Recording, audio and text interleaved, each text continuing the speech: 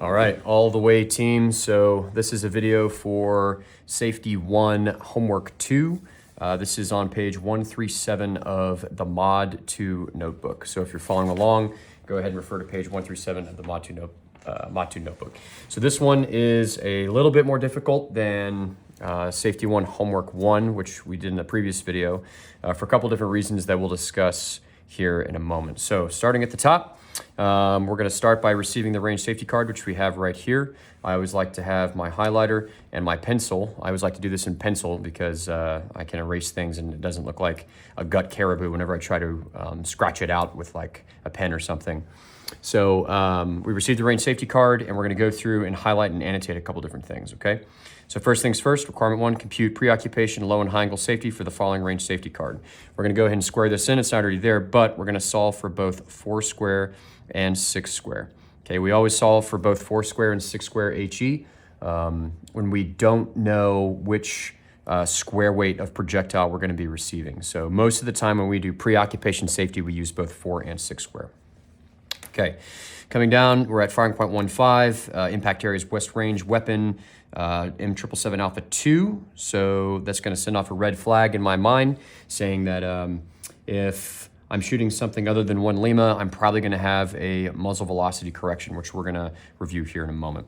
So type of fire, both low and high angle fire. So I'm going to have to construct 2 safety tees for this firing point, for one for low and one for high. So ammunition type, M795 HE, shooting Mike 232 Alpha 1. So those are my hotel charges. So that's charge 3, 4, and 5. Okay, then 739 Alpha 1, that's my PD fuse. Mike 767, electronic time fuse for bursting munitions, right? Makes sense. Mike 795 is an explodey boy. It goes boom.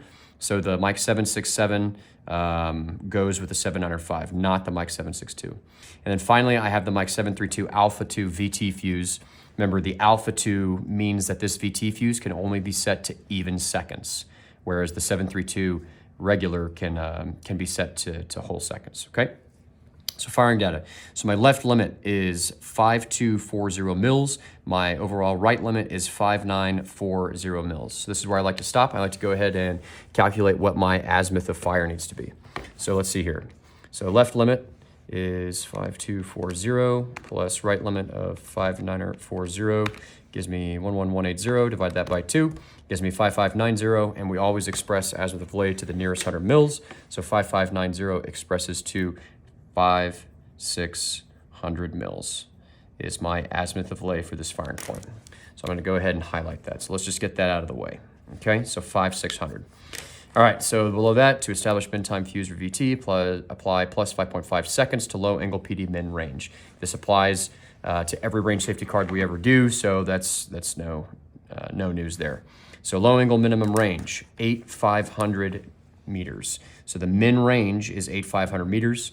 Okay, so fuse time and high angle. So time and high angle minimum range is 9,000 meters. Okay, maximum range is 15,000 meters.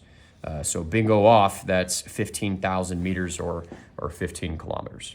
Bingo back on. Okay, so for our charges, let's see here.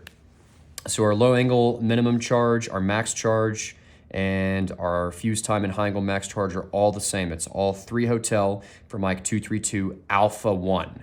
Remember, we need to make sure that we always make a mental note whether we're using Alpha 1 or just regular Mike 232. So in this case, it's charge 3 hotel, regular, 3 hotel Mike 232 Alpha 1, okay? So comments, from azimuth 5600 to 5940, the min range is 13,500 meters.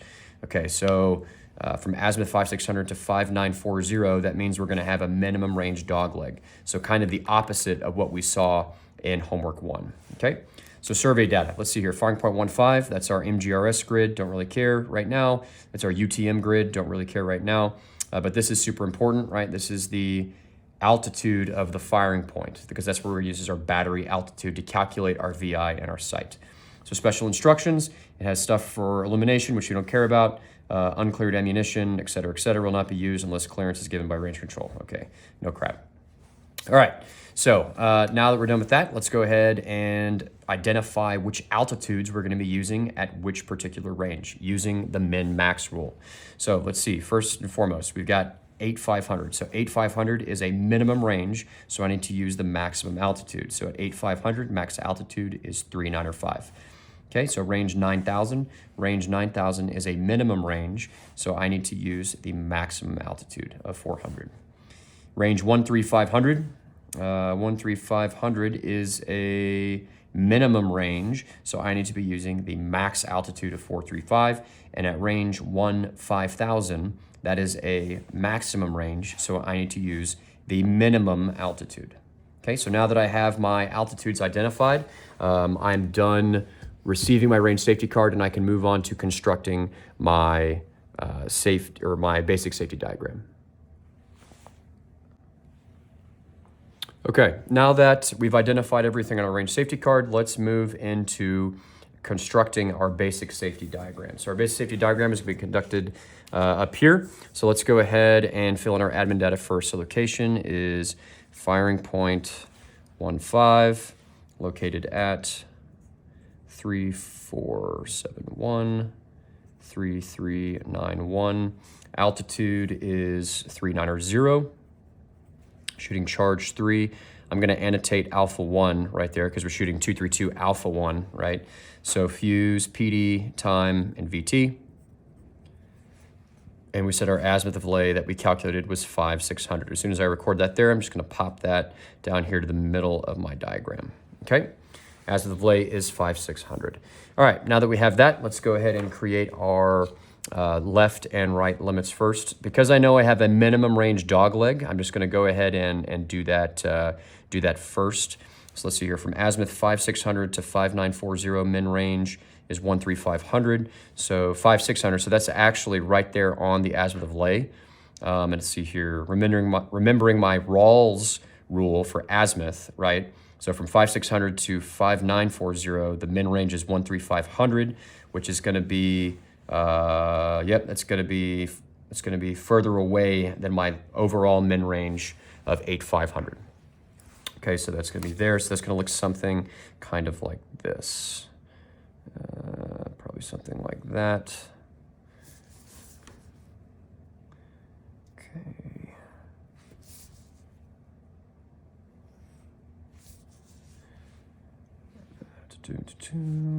Constructing it here, construct the overall left azimuth.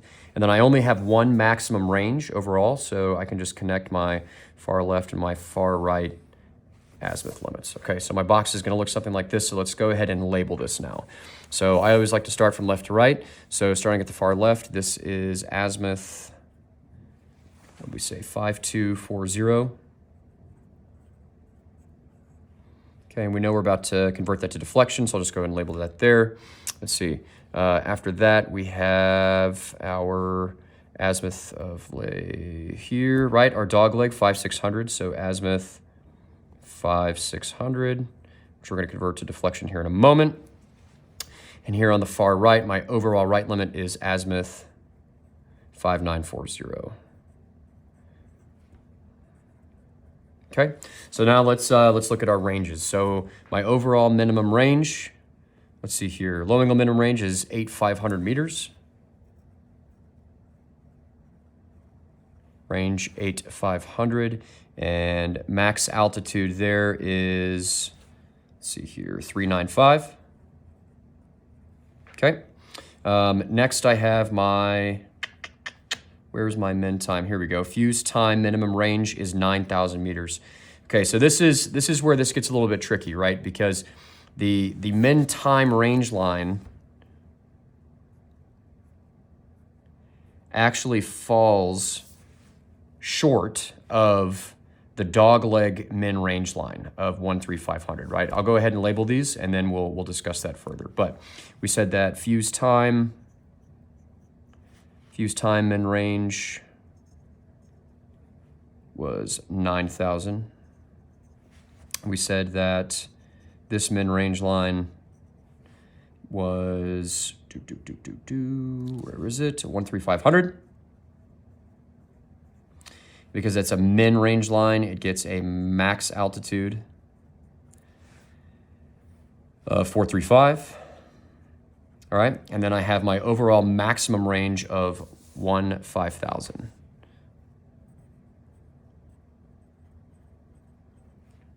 And because it's a max range, it gets a min altitude of 400.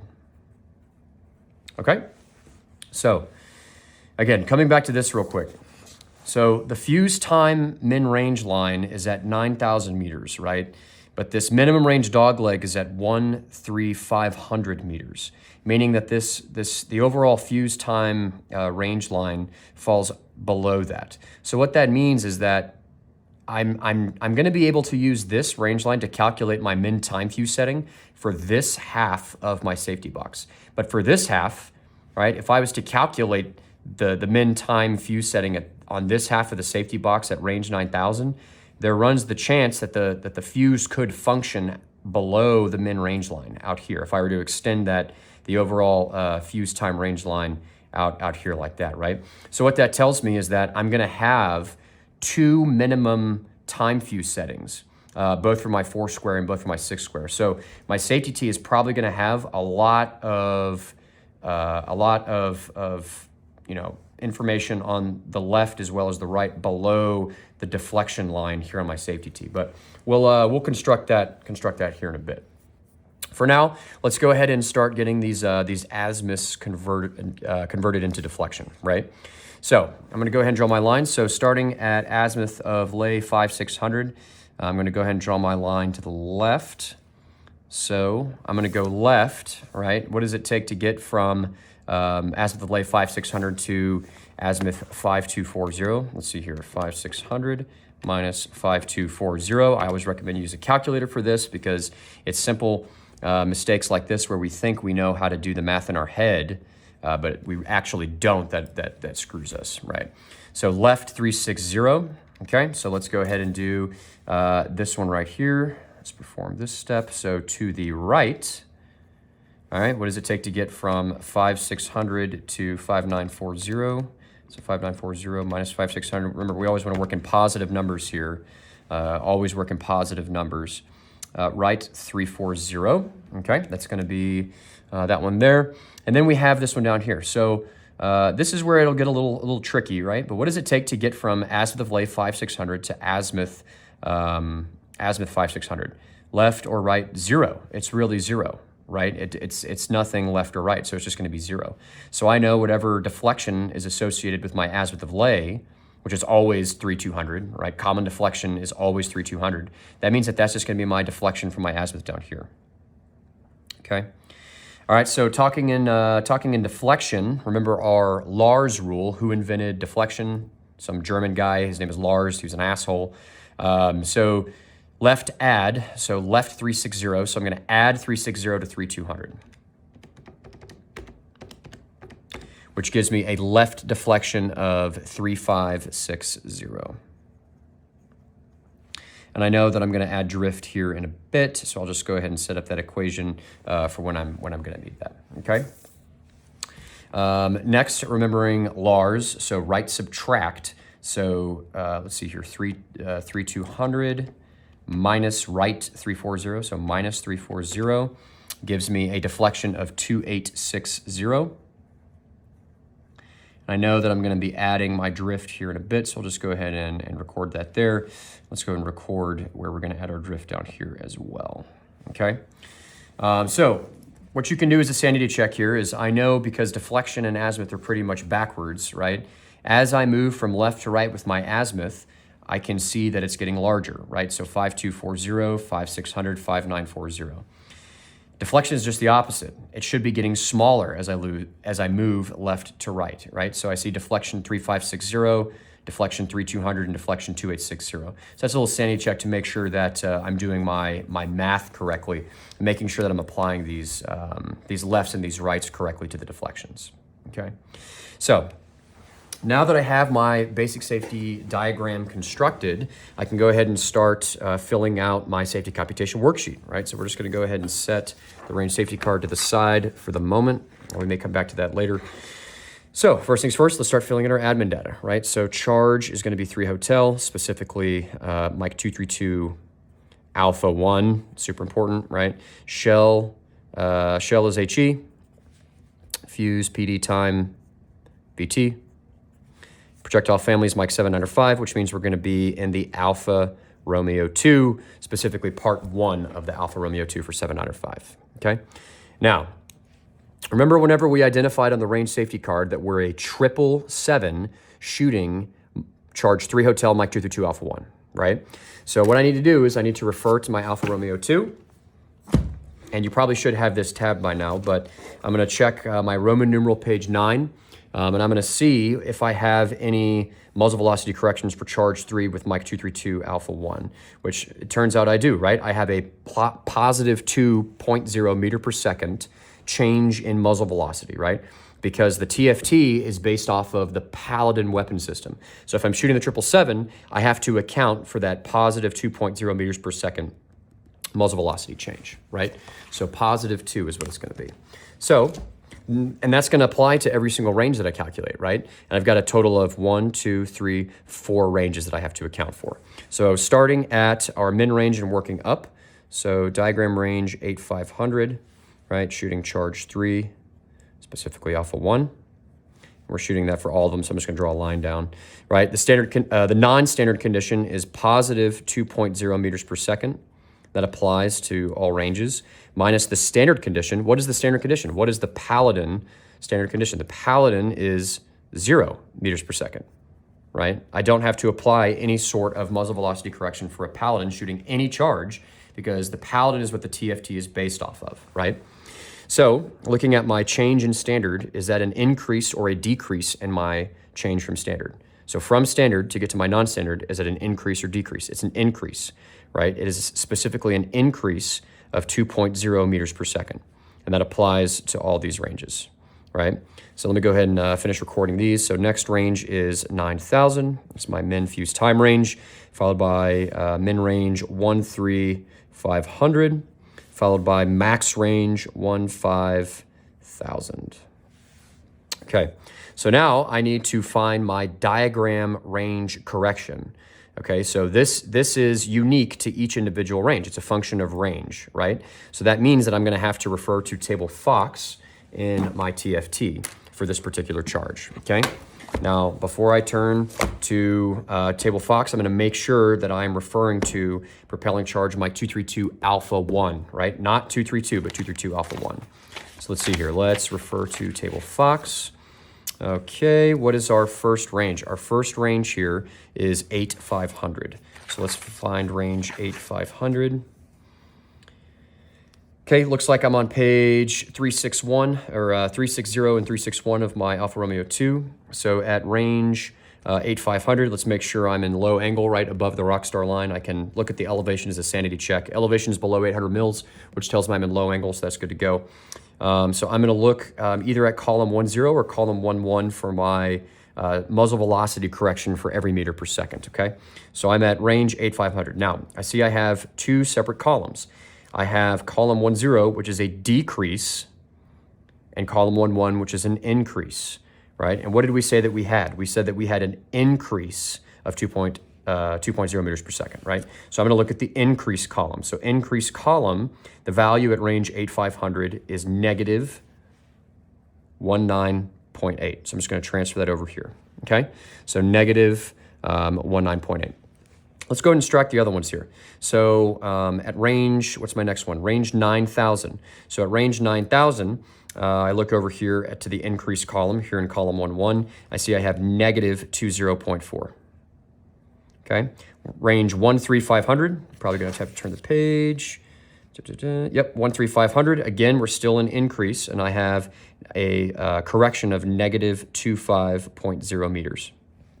Okay, and then last range is going to be range 15,000. So let's see here. Range 15,000, I see that the value in column 11 that I have for that range is negative 27.2. Negative 27.2. Okay?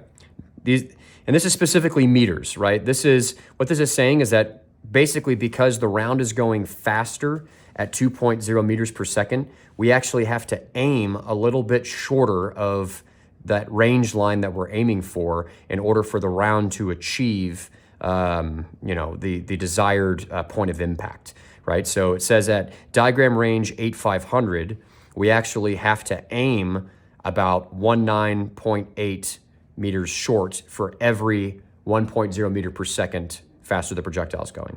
So we're going to have to multiply negative 19.8 times 2, right? Because the round is going 2 meters per second faster than standard. Okay, so let's go ahead and perform these steps here. So that's 19.8 times 2 gives us 39.6, specifically negative 39.6. Remember that sign. And remember, we always record the raw value and then we express here for our range corrections, which you'll see is super important down here. So negative 39.6, which expresses to negative 40, always express range to the nearest 10 meters. Okay, next we have 20.4 times 2, which gives us negative 40.8. Right, record the raw value, always express to the 10 meters for range. So that's negative 40. Okay, next we have 25 times 2, so that's negative 50.0, which expresses to negative 50, always to the nearest 10 meters. And then we have 27.2 times 2, gives us negative 54.4. Always record the raw value and express to the nearest 10 meters, which expresses to negative 50. Okay, so now I have my total range corrections for all 4 of my ranges. So now that I have those, let's go ahead and pop these down here and find what our entry range needs to be for everything right of the solid black line. Okay, so diagram range. Let's start off with 8500. Always start with the smallest. Plus, do we have a range correction? Yes, we do. The range correction is negative 40 meters. So that's 8500 minus 40, right? Because adding a negative number is the same as subtracting the whole number, right? So that would basically be 8500 minus 40 gives us a total range of 8460 multiplied times range K. We don't have any range K, so it's just 1.0000. Gives us an entry range of 8460, and that is at charge 3 hotel, specifically Alpha 1. Okay. All right, so let's go to our next diagram range. Next diagram range is going to be 9,000. 9,000 plus, do we have a range correction? Yes, we do. At range 9,000, it's negative 40. So that's 9,000 minus 40 gives us a total range of 8960 multiplied times 1.0000 range K gives us an entry range of 8960 at charge 3 hotel. All these ranges are going to be charge 3 hotel, so I'm just going to draw a line down there just saying that that it applies to all of them. Okay, so next range, actually, you know what, I'm going to go ahead and record. So this is a min range, right? This is also a min range. Next one is going to be another min range, right? Min range of 13500. Does range 13500 have a range correction? Yes, it does. Negative 50. So that's 13500 minus 50 gives us 13450. Multiplied times range K of 1.0000 gives us an entry range of 13450 at charge 3 hotel 232 Alpha 1. Okay, and then my last range I have is a diagram range 5000.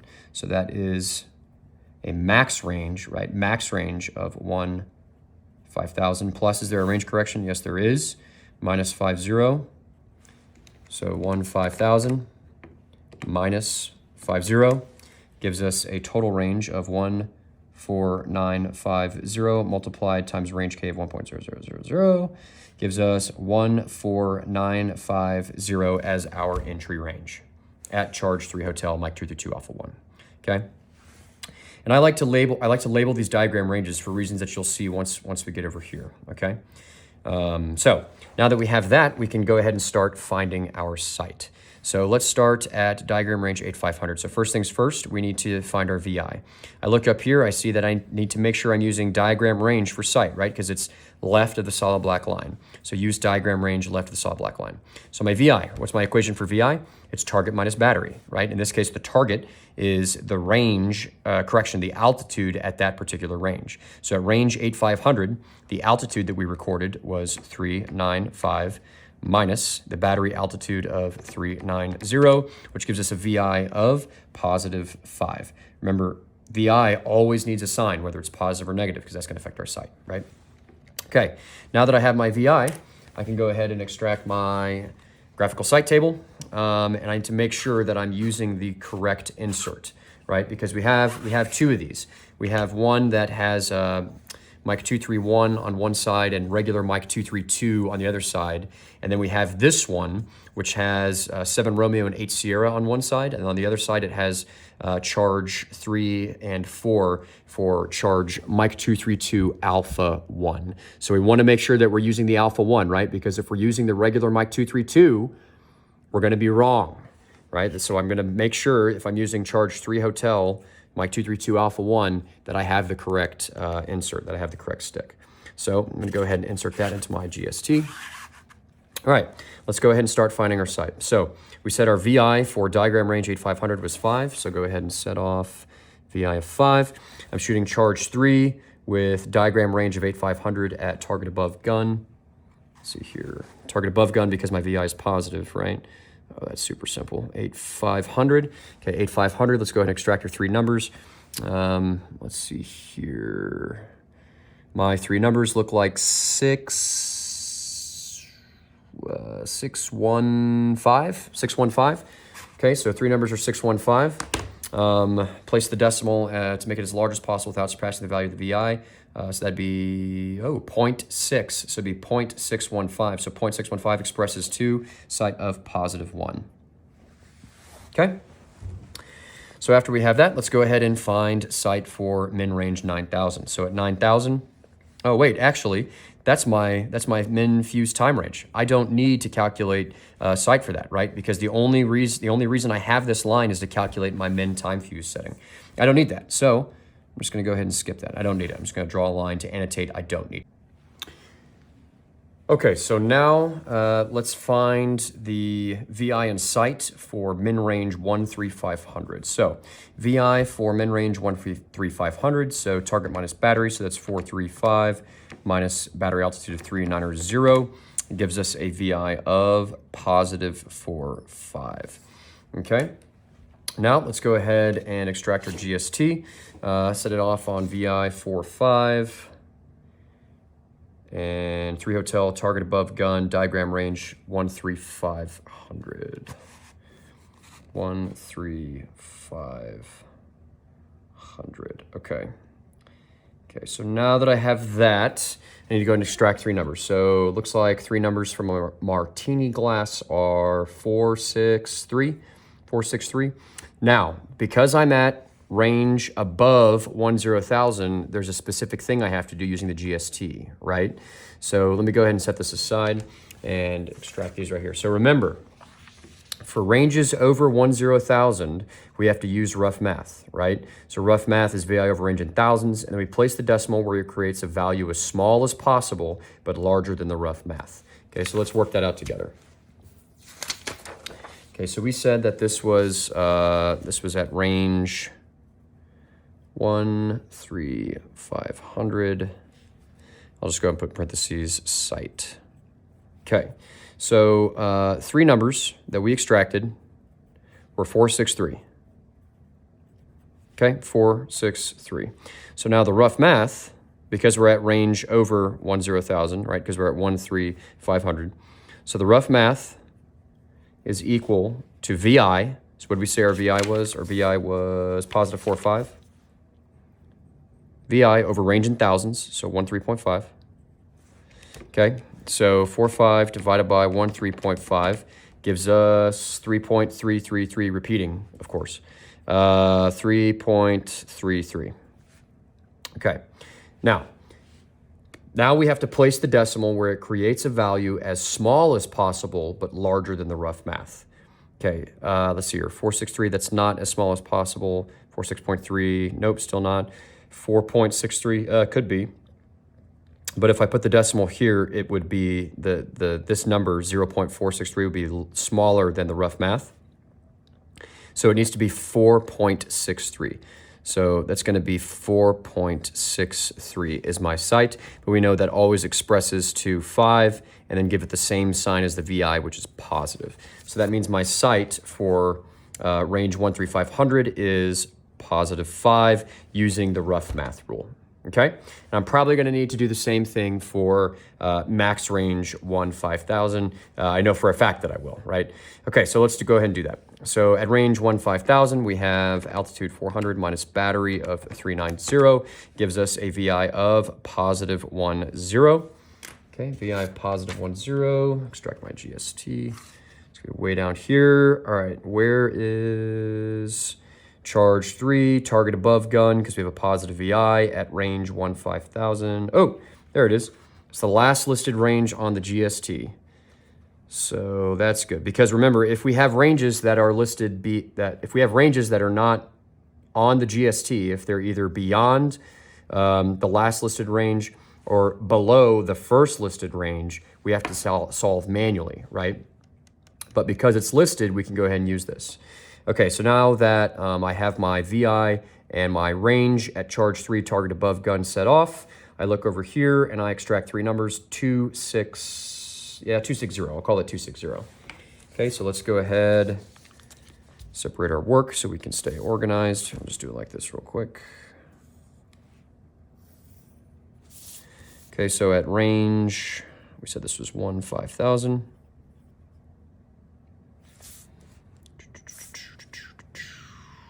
Yep. Range 5000, we're finding site. 3 numbers that we extracted, we said was 260. 260. Okay, the rough math is equal to the VI. What do we say the VI was? Positive 10. Over range in thousands, so that's 15.0. So 10 divided by 15.0 gives us 10 divided by 15 gives us, there we go, 0.667 is what we'll call that. Okay, 0.667. So now I place the decimal where it creates a value as small as possible but larger than the rough math, because I'm at range over 10,000, right?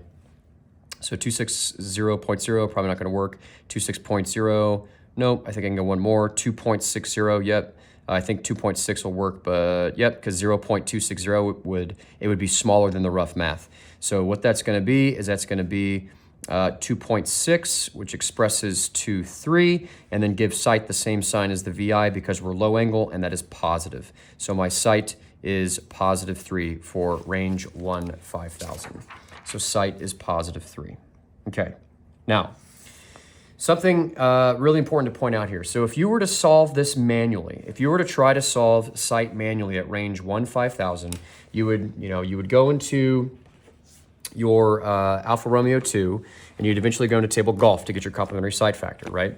So what do you notice about target above gun, column 1, 2, at range 5000 for charge 3 hotel, Mike 232 Alpha 1? There's not a value listed. There's no value listed, right? So what would we normally do? We would normally just use the value, the last listed value in the table, right? 0.548, okay? But something you got to remember is that at the further you get at the max range of any charge, the greater the site is going to be for low angle, right? The complementary site factor is going to drastically increase the further away from the min range that you get as you get to the max range, right? It's not listed here. Why isn't it listed? I don't know. But if you were to solve this manually, you would actually get a site of positive 1, which would be incorrect, right? Because you would be assuming you were using the complementary site factor at range 14,000. That's why we have to remember the preferred method of calculating site in Bullock, and really in real life, is using the GST. Because the GST, for whatever reason, at that particular range, was accounting for the actual complementary site factor at range 15,000, whereas the TFT was not. So the GST provided us a site of positive 3 but the TFT would have given us +1, right? So GST is always primary.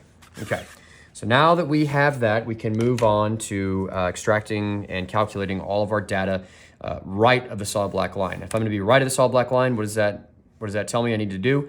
I need to use entry range. So I'm gonna take a sticky note and I'm gonna cover up everything left of my entry range because I'm done using that. I don't need that anymore. I only need my diagram range to calculate site. So I'm just gonna cover it up so I don't accidentally refer to diagram range to extract data from my TFT, okay?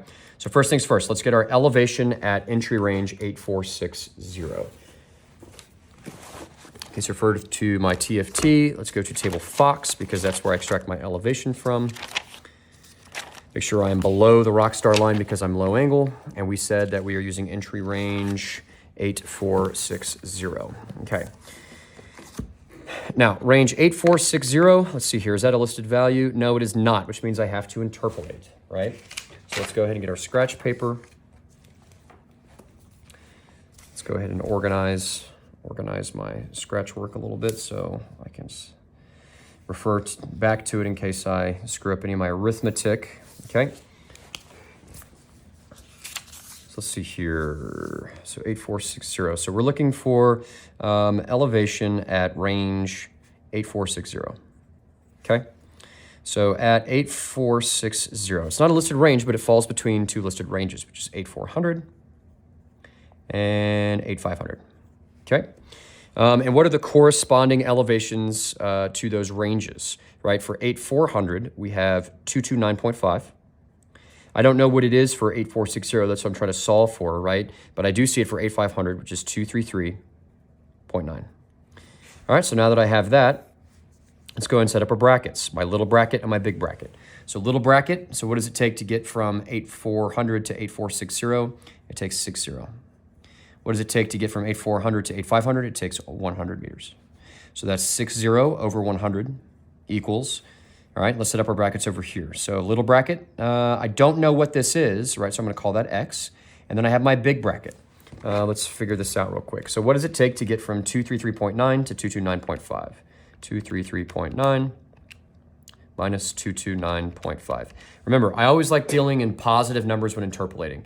You shouldn't ever be using negative numbers when interpolating, except for maybe the complementary site factor and high angle or something like that. But you to the best of your ability, you should try to use positive numbers, okay? So this is gonna be 4.4. Okay, so 60 over 100 equals X over 4.4.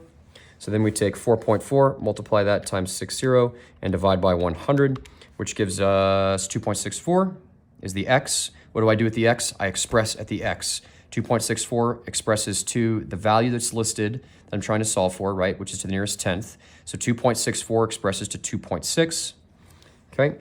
And then I need to add that back in here so that the value that I get falls between 229.5 and 233.9. So it's 229.5 plus 2.6 gives me 232.1. Sanity check, does that fall between these numbers? Yes, it does, so that checks out. So 232.1, remember as I extract, I express, so I'm extracting 232.1 and I'm placing it here and I'm going to express it to 232, okay? So elevation 232, now I need to find my quadrant. Quadrant is the summation of elevation and site. So elevation 232 plus site of 1. I think I can do that mental math. That's quadrant of 233. And because quadrant is a safety T value, I'm going to go ahead and circle that. Okay, so now that I have that, I need to go ahead and solve for my, let's see here, do I need this? No, I don't, right? Because it's below my fuse time range line. I don't need a electronic time fuse setting, right? I don't need that. But I do need my time of flight, right? Because it says that I can't shoot a fuse time range under range 9000, but it doesn't say anything about fuse VT, right? So I'm gonna calculate fuse VT for my min range line of 8500. And remember, I do that by finding my time of flight first. So let's go ahead and block this off. I'm just gonna go ahead and freehand this. So time of flight at range, entry range, 8460. Okay, it's not a listed value. Oh, right, I'm solving for the same thing here. So I don't even need to go through the work over here to set this up. So I'm just gonna go ahead and set up my 60 over 100, right, equals, and then let's go ahead and find these values here. So 8400 has a time of flight of 21.9. So 21.9. I'm solving for 8460 and getting 22.2. Let me go ahead and set this up over here just so we don't confuse anyone. 8460, 8500, little bracket is 60, big bracket was 100, so that's little over big, right? Little bracket over big bracket equals little bracket over big bracket. So what is that going to be? That's 22.2 minus 21.9 gives me 0.3. Always deal in positive numbers if able. So now that is 0.3 times 60 divided by 100 cross multiplying. So x equals 0.18 expressed at the x to the listed value in the table, listed values to the 10th. So 0.18 expresses to 0.2. Now I need to add this back in somewhere to make the value fall between these two numbers. So that's 21.9 plus 0.2 gives me 22.1. Sanity check. Does it fall between these two numbers? Yes, it does. So that checks out. Okay. So, so 22.1. I'm going to extract the time of flight of 22.1 and place it here.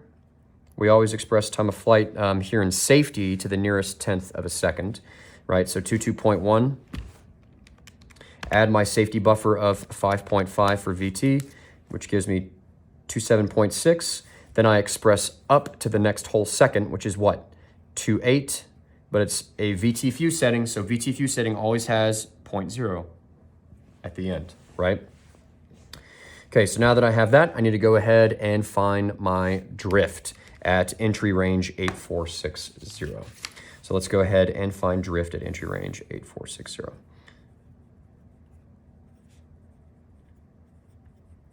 Okay, I've already got my left side figured out, so I'm just going to go ahead and bring that down. Okay, so little over big equals, all right, I need to find my drift at 8460, but at 8400, my drift is left 6.6. And at 8500, it's left 6.8. Okay, that's my little bracket. I'm trying to solve for x. Okay, so 6.8 minus 6.6. So what does it take to get from 6.6 to 6.8? It'd be 0.2. Okay, so now little over big equals little over big. So that's 0.2 times 60 divided by 100, which gives me x equals 0.12. Express at the x. Express to the nearest tenth because that's what's listed on the right side. So 0.12 expresses to 0.1. Okay, so 0.1. Now I need to add this back in or subtract it to make the value that I get here fall between these two values, right? Which in this particular case would be 6.6 plus 0.1, which would be 6.7. Left 6.7. Sanity check. Does it fall between 6.6 and 6.8? Yes, it does. So I'm good to go. So left 6.7 is my drift. So I always express it as I extract. So extract 6.7 and express that to the nearest mill because drift is always to the nearest mill. So that is left 7. Remember, drift is always to the left. Drift is always to the left. All right, so now let's move on to all of the data that we need for entry range 8960, right of the solid black line. So what is the only data that I need at, so this range, entry range 8960, this corresponds to diagram range 9000, right? What's the only thing I need at diagram range 9000? I only need the min time fuse setting, right? I don't need elevation or quadrant. I don't need time of flight, VT, or drift. I don't need any of that data, right? The only thing I ever need for my min fuse time range is my min time fuse setting, okay? So let's go ahead and find that. So at entry range 8960, so fuse time at range, we say it was 8960. Okay, so Let's go into our Alfa Romeo 2. Is 8960 a listed value? No, it is not, but it does fall between two values. It falls between 8900 and 9000. 8900, 8960, and 9000. Let's go and set up our brackets. So what does it take to get from 8960 to 8900? It takes 60, and it's 100 here. So that's 60 over 100 equals. Okay, I'm trying to find fuse time at 8960. It's not listed though, right? But what is listed? At range 8900, it is listed as 23.7, and at range 9000, it is listed as 24.0. Okay, so little bracket is going to be X, big bracket, I don't know what that is yet. Let's go ahead and find out. 24.0 minus 23.7 gives us 0.3. So little over big equals little over big. Okay, so now I just cross multiply. Okay, I'll get some lead out of my pencil here. Okay, just need to cross multiply. So 0.3 times 60 divided by 100 gives us X equals 0.18. Always express at the X. 0.1X expresses to 0.18 expresses to 0.2. Okay, so 0.2, need to add that back in. 23.7 plus 0.2 gives us 23.9. All right, sanity check. Does this fall between 23.7 and 24.0? Yes, it does. So that means that my min time fuse setting is 23.9 seconds for entry range 8960. So I'm just gonna go ahead and record that there. 3.9. And I didn't do it up here, but this is a safety T value, so I'm gonna go ahead and circle it. All right, make sure we circle all of the values that are gonna go onto our safety T. Okay, so now let's move on to range 3450. Entry range entry range 13450. Let me move that sticky note so I can see that there. Okay, so this is the one that gets a little bit tricky, right? Because like we discussed earlier, our overall fuse time range line actually falls below this dogleg min range line, which means I need to calculate a bunch of data for this min range dogleg. Anytime that I have a min range dogleg, I'm always gonna have to compute quite a bit of data for wherever that dogleg is at, right? That means I'm gonna need the elevation, the quadrant, the time, and the VT fuse setting for this range. The only thing I don't need here is I don't need the drift, right? Because I only need the drift at the smallest, the possible smallest range and the possible largest range, right? But for entry range 13450, I do need the quadrant, the time, and the VT. So let's go ahead and get started with that. So entry range 13450. Start with elevation. So elevation at range 13450. 13450. And always make sure that we're using entry range, right? The reason we call it entry range is because we use that range to literally enter into the table. Okay, so 13450. I don't see it here, so I'm gonna have to turn some pages. Okay, so it looks like I'm on page 362 of the AR2. 13450 is not a listed value, but it does fall between 13400 and 13500. Right? Because right now I'm looking for elevation. Okay, so elevation at 13400 is 523.8, and at 13500 is 532.3. Okay, so now let's find our brackets. So what does it take to get from here to here? It takes 50. What about from here to here? It takes 100. So that is little over big, little bracket over big bracket, right? Equals my little bracket over here is always going to be X. My big bracket is going to be, let's find out, 532.3 minus 523.8 gives us 8.5. Okay, so now just cross multiply. 8.5 times 50 divided by 100 gives us 4.25 expressed at the X. 4.25 expresses to the value listed in the table, so 4.25. Artillery expresses, right, that 5 makes me artillery express, round to the nearest even, right? So 4.25 expresses to 4.2. So let's get that added back in. 523.8 plus 4.2 gives me 528.0. 528.0. All right, sanity check. Does that fall between 523.8 and 532.3? Yes, it does. So that means that 528.0 is our elevation at range 13450. So 528.0. But here on our safety computation worksheet, elevation is always expressed to the nearest mil. All right, so that's 528.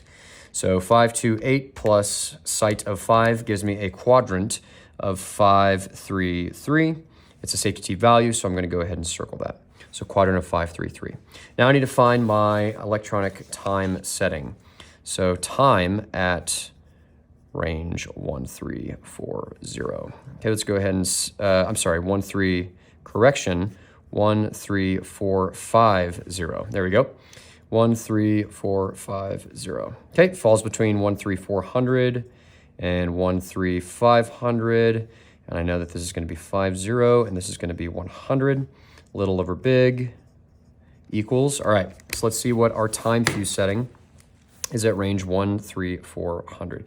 13400 time fuse setting is 43.4. I'm trying to find what it is for 13450, right, because it's not here. So let's see here. 13500 is 44.0. Okay, little bracket is X, big bracket, it's going to be 44.0 minus 43.4 gives us 0.6. Okay, so little over big equals little over big. So X over 0.6. So now that's 0.6 times 50 divided by 100. Going to cross multiply there. X equals 0.3 expressed at the X. It's already expressed. So now I need to take 0.3, add it back in. Let's see, 43.4 plus 0.3. Comes out to 43.7. Sanity check. Does this fall between 43.4 and 44.0? Yes, it does. So that means that our min time fuse setting is 43.7. So 43.7, going to go ahead and record that here, 43.7. It's a safety T value, so I'm going to circle that, 43.7. Okay, so now what we could do is we could try to find the time of flight from column 7, right? Because we just extracted our time fuse setting from column 3. But what do we notice about our time fuse settings in column 3 and and the time of flights in column 7? Everywhere in our TFT, literally everywhere, they're the exact same value, right? It didn't used to be that way in older TFTs that used really old, inefficient mechanical time fuses. But now with all of the fuses we have in the current arsenal, columns 3 and column 7 are always going to be the same, okay, in the TFT. So what I can do is I can just use 43.7 and just use that as my time of flight. So I'm just going to move that over, 43.7. Okay, this is to find my VT fuse setting, right? Because my VT time fuse setting is a function of my time of flight. So time of flight is 43.7 plus my 5.5 second safety buffer for fuse VT. So that's 49.2. Remember, it always expresses up to the next whole second, which is 50, but it's a VT fuse. So we always have to put what at the end? We have to put 0.0 at the end. And it's a safety T value, so we're going to circle it. All right, not as bad as we thought it was going to be initially, okay? We just got one more range left, okay? So let's see here, entry range, 14950. What's all the data that I need at this range, right? This is my max range. So I know I'm going to need my quadrant for my overall max range to get my max QE. I don't need a max time fuse setting, and I don't need a max VT fuse setting. But I do need a drift, right? Because I know that at my max range, my drift is going to be greatest, and I need that drift to do my least left, most right rule here in a bit, okay? But let's back up and let's start here at elevation at entry range 14950. Elevation at range 14950. Okay. So I'm looking for elevation at 14950. Probably not going to be listed in the table because that would be way too easy, right? So let's go to the appropriate page. Let's go to page 364 in our AR2.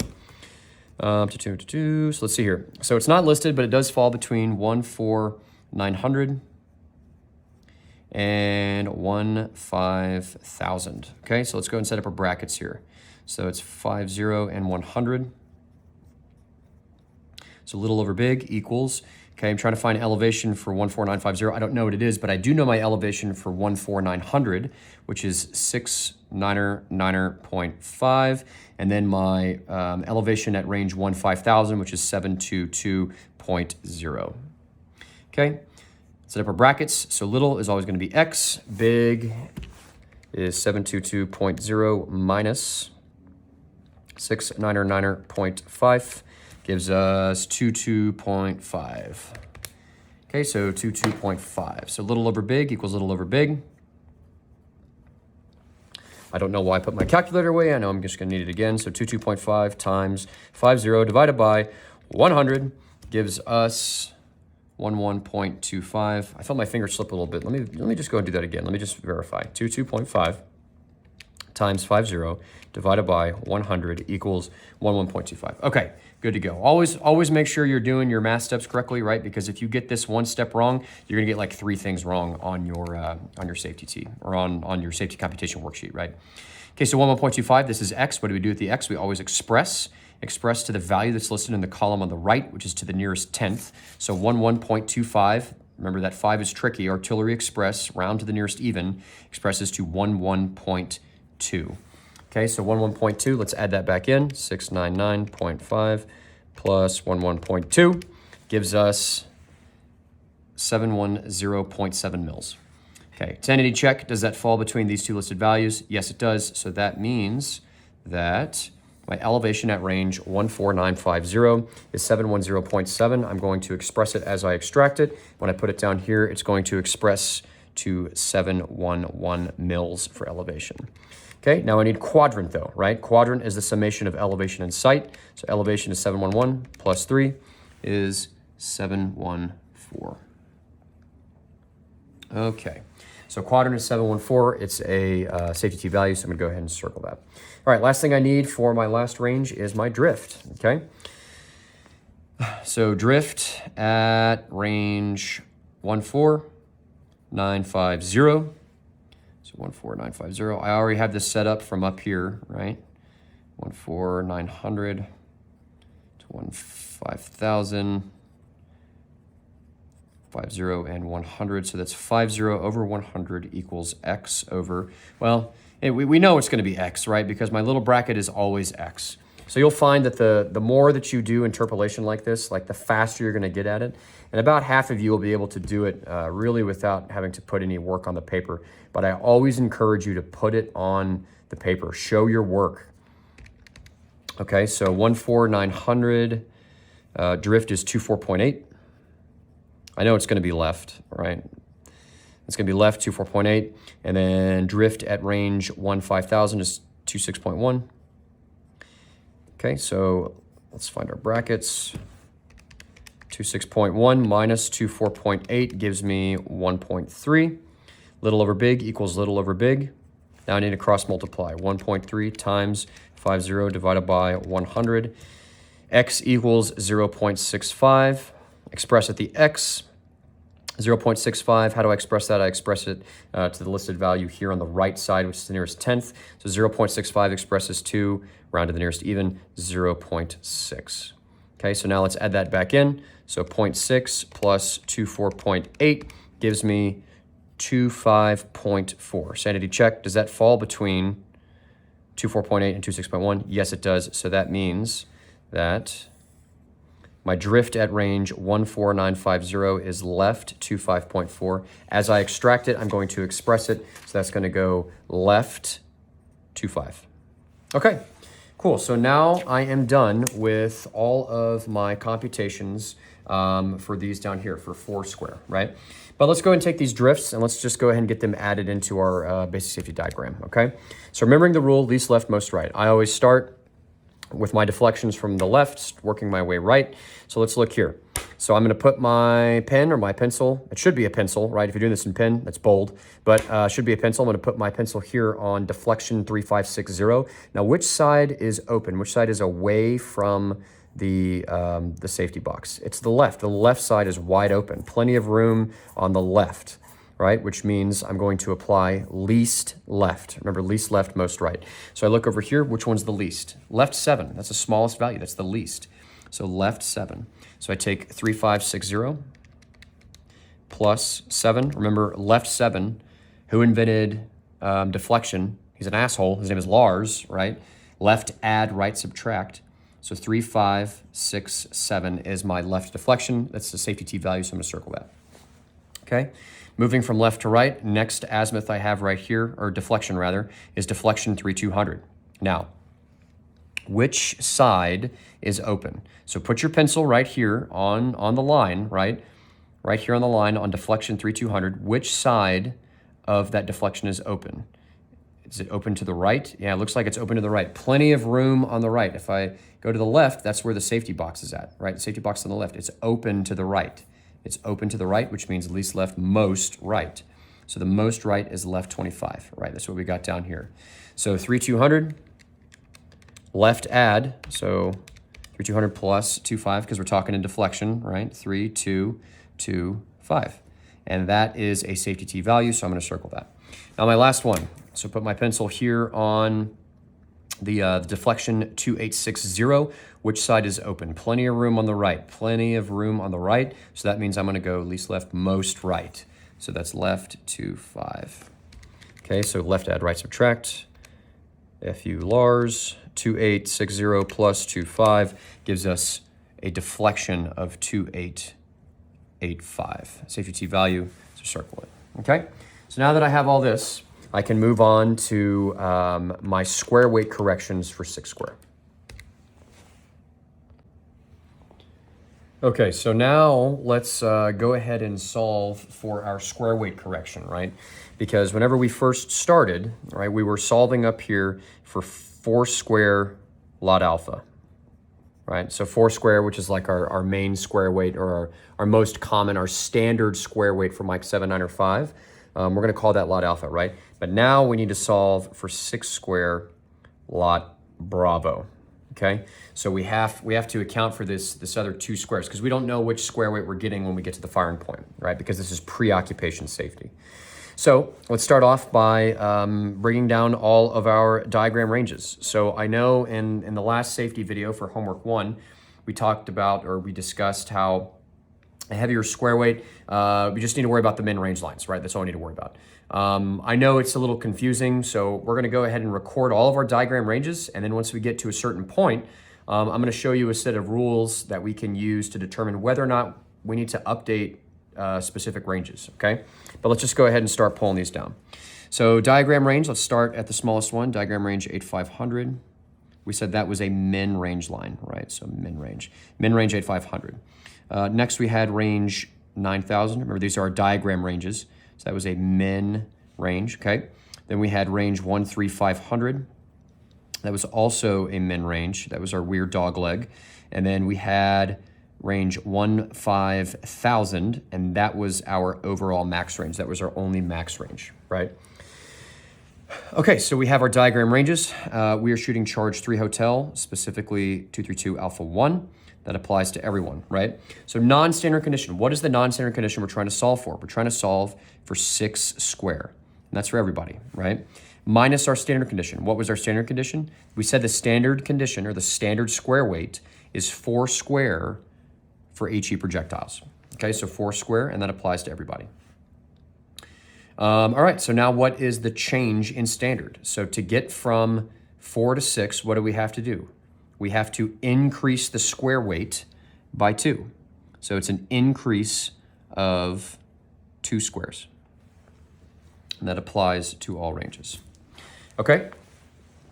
And now you could also just think of these as positive numbers, right? As long as both these numbers are positive. It's positive 6 minus positive 4 gives us positive 2, and the positive means increase. Positive means increase when it comes to the delta in standard, okay? Now we need to find our diagram range corrections. So before we do that, I just want to go ahead and show you a couple of rules here, right? And if you don't already have these, I'm sure you already do, but if you don't already have these, go ahead and record these in your notes, right? So these are the rules that we use for updating data for an increase in square weight. How do we determine whether or not we need to actually go ahead and solve for a new min quadrant, max quadrant, min time fuse, min VT fuse, and things like that, right? So if I have a min range line with a positive value in column 1,9, right? And we're about to look at column 1,9 here in a second. This has to do with our corrections for square weight. Then I update, right? Min range with positive column 1,9, I update. If I have a min range with negative column 1,9, I do not have to update, right? So I just leave it alone. I don't even have to do the math. I can just forget about it. If I have a max range with a positive value in column 1,9, I don't need to update, okay? And if I have a max range with a negative value in column 1,9, I don't need to update, all right? And you'll see why this matters here in a second, but I just want you to go ahead and pause the video if you need to, but just record this in your notes real quick because it's gonna come into effect here, okay? All right, so let's put that aside.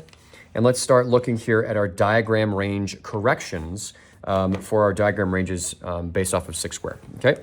So let's start at the top. So diagram range 8,500. So let's find diagram range 8,500. We're low angle, so I'm staying above the rock star line. I'm gonna refer to page 361 in my AR2, right? And I'm gonna see diagram range 8,500 is listed, okay?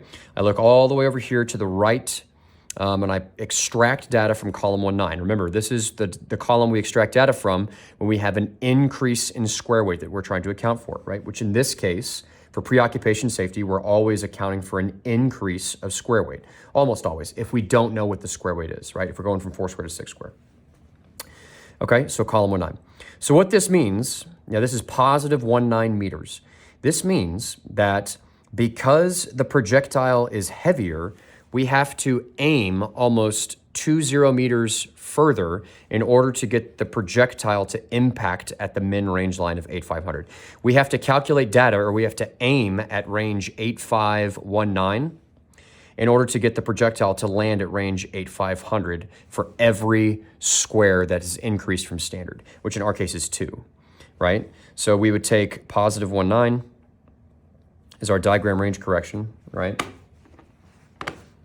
So 1,9 times 2 gives us positive 3,8. And we always record the raw value of positive 3,8. Okay, so where those rules came into play, right? So we have a min range line, right? The diagram range 8,500 we said was a min range line. I have a min range line with a positive value in column 1,9. So do I need to update this in this safety computational space down here? Yes, right? I do have to update it, okay? So min range with a positive value in column 1,9 means I have to update, okay? So let's get back to this down here. So we did 2 times positive 1,9 gives us positive 3,8. Now remember, we always record the raw value that we get out of delta in standard times the diagram range correction. We always record the raw value. That's why we did it up here too, right? And we did this for a very specific reason. We just take the raw value down here and add it to the raw value down here. Don't take these, right? Actually, you know what we'll do is we're just gonna go ahead and take a sticky note. I like doing this so I don't accidentally pull data from the wrong place. I'm just gonna cover those up. I'm gonna take a sticky note, I'm gonna cover those values up. So I'm gonna take positive 3,8 and I'm going to add the range correction that we have up here that accounts for muzzle velocity, right? Because we need to account for both muzzle velocity and square weight during computations down here. So it's positive 3,8 plus negative 39.6, right? Which gives us what? So 3,8 plus negative 39.6, which is basically, it's subtracting, right? 3,8 minus 39.6 gives us negative 1.6, right? And then we always express range, right? Because it's a range correction. We always express range to what? To the nearest 10 meters. To the nearest 10 meters, that would actually be what? That'd actually be 0 meters, okay? That'd be 0 meters. All right, let's move on to diagram range 9,000. Okay, so at min range 9,000, let's see what our column 1,9 value is. 9,000, column 1,9 is positive 1,8. Okay, I have a positive value in column 1,9 with a minimum range, so that means that, yep, I do need to update. So let's go ahead and record these values. Okay, so that's positive 1,8. So 1,8 times 2 gives me positive 3,6.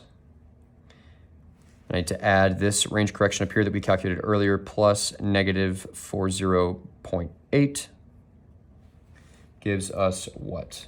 So that's 36 minus 40.8 gives us negative 4.8. Expressed to the nearest 10 meters is 0. So this is kind of interesting though, right? Because this means that basically the change in standard of muzzle velocity and the change in standard of square weight at these two ranges basically cancel each other out, which is pretty interesting, right? So when we get down here, you'll see that we don't have to add a range correction, so we can just use the diagram range down here, which is going to make life super easy for us, right? But let's see how our luck holds out. So at min range 13500, let's go ahead and extract our diagram range correction from column 19. So at range 13500, it's not listed here. So we got to refer to page 363 in the Alfa Romeo 2. We got to turn a page here.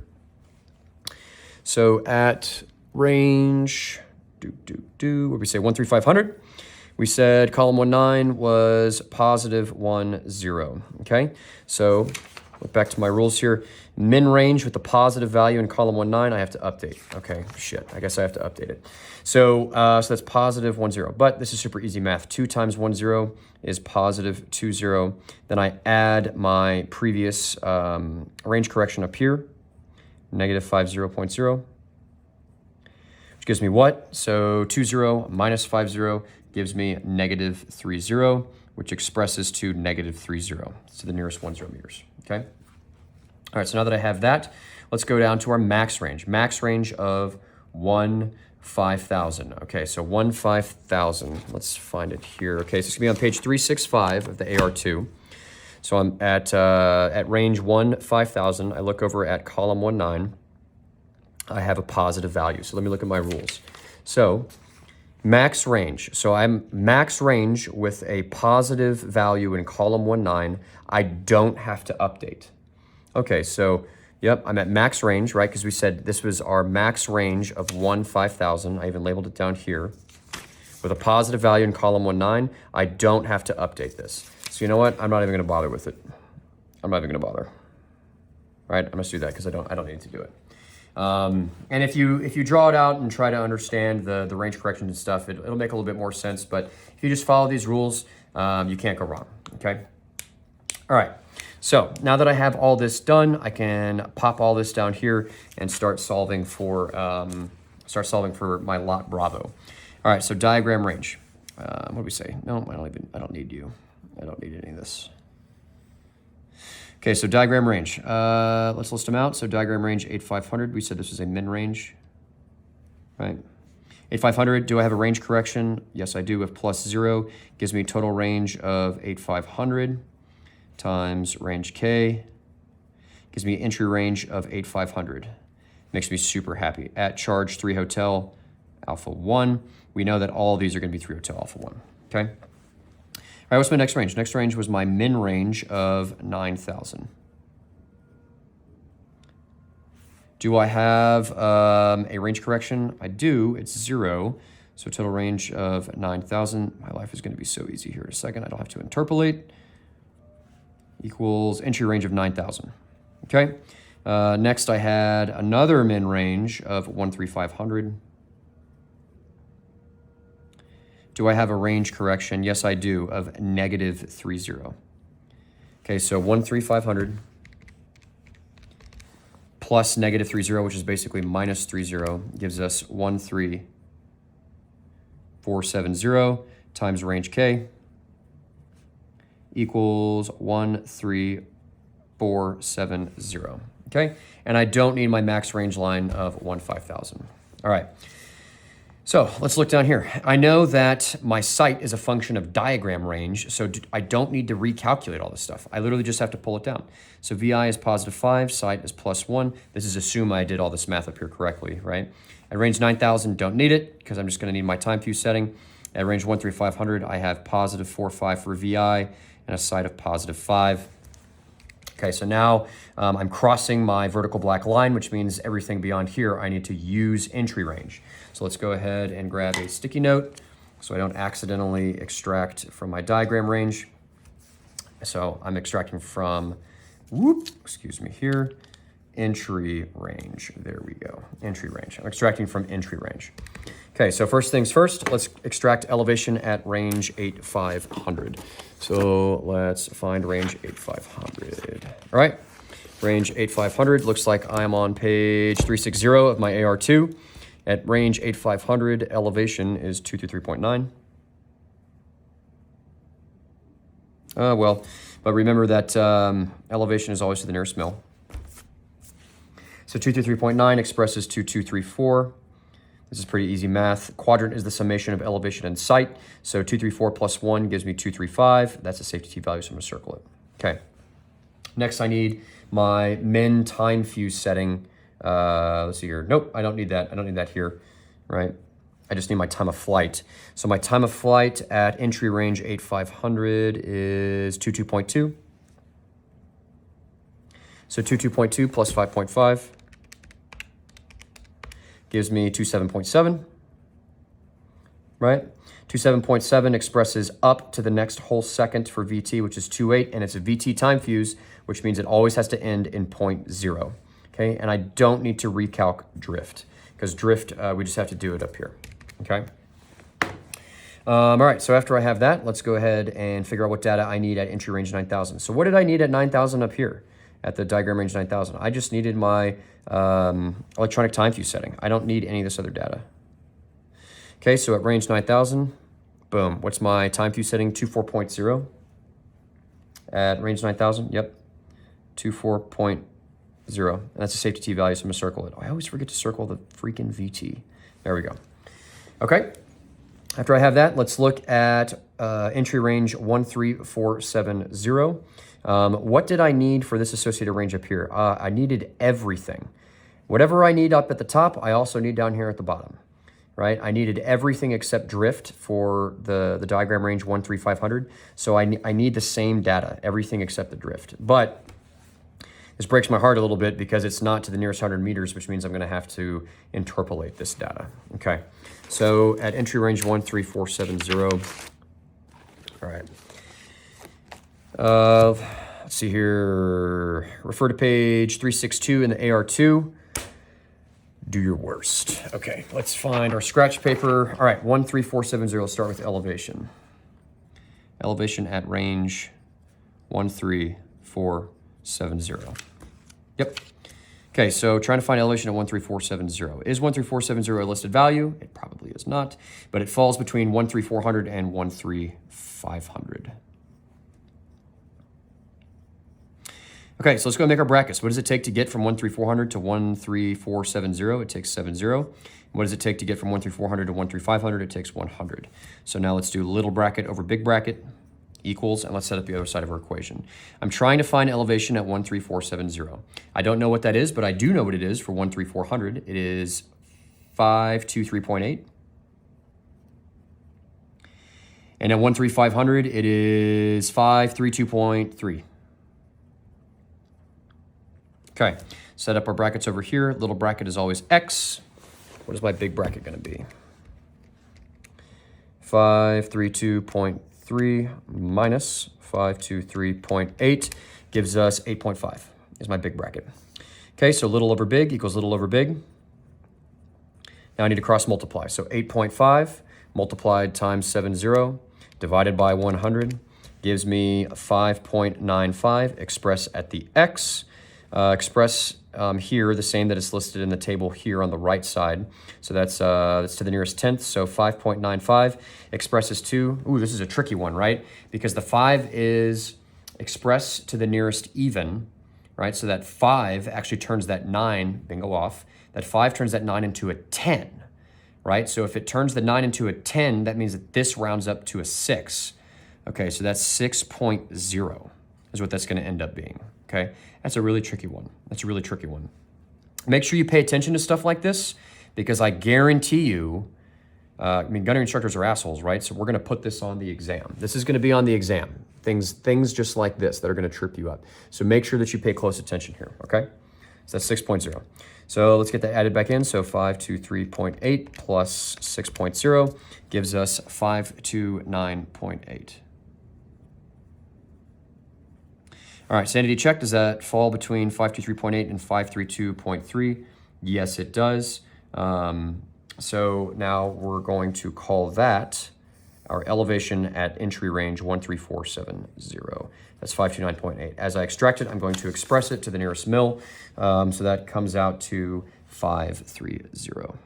So 530, I need my quadrant, right? Quadrant is the summation of elevation and site. So 530 plus 5 gives me 535 as a quadrant, and that is a safety T value. So I'm going to go ahead and circle that. Okay, so now I need my electronic time min fuse setting, right, for entry range 13470. Okay, let's get a sip of coffee before we do this. All right, so now we need time at range 13470. Okay, so 13470, 13400, 13500. I could get this from the TFT, or I could just look right back up here, right? Because I'm solving for the same range. Okay, so little over big, 70 over 100 equals x over, we already know that this is going to be x, right? Okay, so 13400. Time fuse is 43.4. 13500, time fuse is 44.0. All right, so that comes out to 44.0 minus 43.4, so that gives me 0.6. Okay, so 0.6, now I just need to cross multiply. 0.6 times 70 divided by 100 gives me x equals 0.42. Always express the x to the value listed in the column on the right. So that's 0.42, so that gives me 0.4. Okay, let's add that bad mamma jamma back in. So that's 43.4 plus 0.4 gives me 43.8. Sanity check. Does that fall between 43.4 and 44.0? Yes, it does. So that means that our time fuse setting at range 13470 is 43.8. Safety T value, so I'm going to circle it. Okay, 43.8. Okay, so now I need to go ahead and find my VT fuse setting. Just like we said, the values in column 3 and the values in column 7, right, are generally, oh, well, not generally, they all always are exactly the same. Okay, so what I can do is I don't have to go through all that math again. I can just pull that over. So 43.8 is my time of flight. Let's add 5.5. I don't know why I put my calculator away. 43.8 plus 5.5 gives us 49.3. Express that up to the next whole second for VT, which gives us 50, but it's a VT fuse, so it always has to end in 0.0. You will get this wrong if you don't add the 0.0. Safety T value, so I'm going to circle it. Okay, so now, finally, I have computed all of the data that I need for my safety T, and I just have to construct my safety T. So let's go ahead and do that. So let's start off with the admin data. Location, firing point 15. Grid 3471, 3391, altitude 390. We said charge was 3 hotel, alpha 1. Right, shell is HE, fuse is PD, time, and VT. Azimuth of lay is 5600. Okay, so remember, whenever setting up our safety T's, when we're constructing our safety T's, always start with deflection. Always start with deflection and work your way left to right. So how many total deflections do we have? We have 1, 2, 3, which means I need to separate my deflection box into 3 equal boxes. Okay, so deflection on the left, deflection in the middle, deflection on the right. So what is my deflection on the left? Deflection on the left is 3, 5, 6, 7. So record that, 3, 5, 6, 7. Deflection in the middle is 3, 2, 3, 2, 2, 5. It almost looks like a 3 because, there we go, 3, 2, 2, 5. Okay, got to make sure we're super neat with our handwriting here. Okay, and then my deflection on the right, my last deflection is 2885. Okay, so 2885 is my right deflection. So after to do with that, I'm just going to go ahead and knock out the easy one, right? The easy one is this one right here, which is range 15,000. So range 15,000, that's my max range, which means I have my highest quadrant. So that's quadrant 714. And that applies to all deflections, right? Every deflection touches range 15,000, right? Okay. So now comes the hard part. So I know that I'm gonna have a min-range dog leg, right? So a min-range dog leg. So let's see here. Let's go ahead and I need to label my max quadrant, right? I don't have to put which lot or square weight for the max quadrant because it applies to both. Remember, we figured that out down here, right? If we had to cross it out down here for the square weight correction, that means that it applies to both lot alpha and lot bravo. So max quadrant is 714. Okay, so let's start with our min quadrant. So min QE for 4 square lot alpha. And then min QE for 6 square lot bravo. Okay.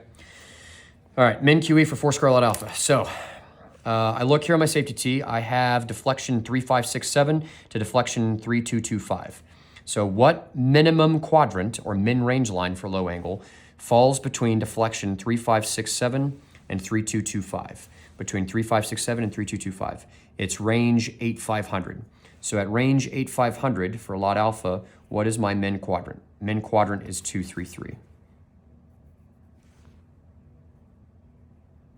Okay? All right.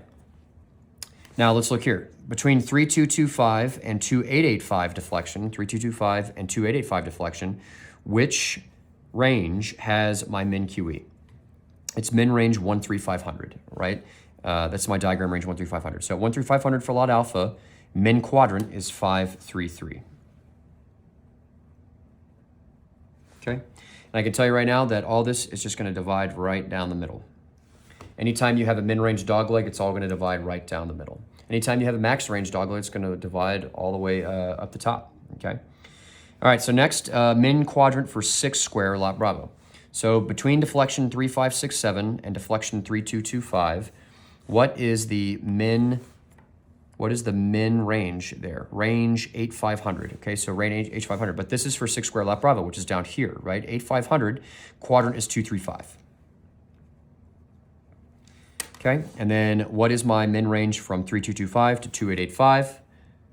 3225 to 2885, min range is 13500 meters. Okay, so 13500, my min quadrant over here is 535. Okay, so now I have my min quadrants. Let's go ahead and get our min times. So min time for 4 square lot alpha, and min time for 4 square lot bravo. Okay, so looking between deflection 3567 and 3225, what is my min time range line? Where's the range, the soonest range that I can shoot time fuses? It's at range 9000. So at range 9000 for lot alpha, my min time is 23.9. Okay, 23.9. Okay, so for 4 square lot alpha, let's look over here. Between deflection 3225 and deflection 2885, what is the soonest or what is the closest range I can shoot a time fuse? The closest range I can shoot a time fuse between deflection 3225 and 2885 is min range 13500, right? So 13500, min time 43.8. Whoa, correction, sorry. We're looking for 4 square lot alpha. That is 13500 is 43.7. 43.7. Oof, almost recycled. Okay. Min time for 4 square lot bravo. So same thing. So deflection 3567 to 3225. So 3567 to 3225. What is the soonest range I can shoot time fuses? It's at range 9000. So range 9000 for 6 square lot bravo. Min time is 24.0. Yeah, 24.0. Okay, and then from 3225 to 2885, the soonest range I can shoot time fuses is min range 13500. So at min range 13500, my min time fuse setting is 43.8. And finally, let's look at our VT, right? Remember, for VT, we just choose the most restrictive for VT. Okay, so most restrictive for VT. So between deflection 3567 and 3225, 3567 and 3225, what is the range for my VT? It's range 8500. So range 8500 for 4 square lot alpha, I have 28.0, and at 8500 at 6 square lot bravo, I have 28.0. Which one is more restrictive? They're the same. right? So I'm just gonna go ahead and record 2A.0. But I would record whichever one was most restrictive or whichever one was the higher number of the two, okay? And then let's get our last one, 3225 to 2885. So 3225 to 2885, the min range line for VT is 13500. So at min range 13500 for 4 square lot alpha, min VT time to setting is 50.0. And for 6 square lot alpha, it is 50.0. They're the same, so I'm just gonna record 50.0, okay? And there you have it. That is the completed safety computation worksheet and the safety tee for homework 2, low angle safety. There you have it. So we'll move on to high angle next. All right, team. So let's go ahead and execute the high angle safety for safety 1 homework 2. So we've already executed the low angle safety, right? This is the one with all of the wild and crazy min range dog legs, right? We're shooting charge 3 for 232 alpha 1, okay? So let's go ahead and start with our basic safety diagram. Okay, let's start with the admin data. All right, so location was firing point 15, grid 3471, 3391. Altitude was 390. Charge is 3 hotel. Specifically alpha 1, fuse PD, right? So for high angle, remember, we only need fuse PD. We don't need time or VT. All we need is PD there, okay? And as with the play is no change, right? So what I'm gonna do is I'm just gonna go ahead and refer to my low angle safety that we just executed as with the Blaze 5600. Okay, so I know that my basic safety diagram is gonna look generally the same. Only change is gonna be this min range line right here, right? Because fuse time and high angle min range is 9,000, right? Almost always the fuse time line and the high angle min range line are gonna be the same. Okay, so that's the only thing. So it's gonna look kind of like that right there, right? So let's just go ahead and draw this out. So I'm just gonna go ahead and do this here. I know this is gonna be min range line 9,000, max out. What we say the altitude was at 9,000 earlier, we said it was 400. Okay, as with the fire, 5600 right there. Okay, we know that we got this min range line thing going on, and that's gonna be range 13500, altitude 435. Okay, let's go ahead and do our limits.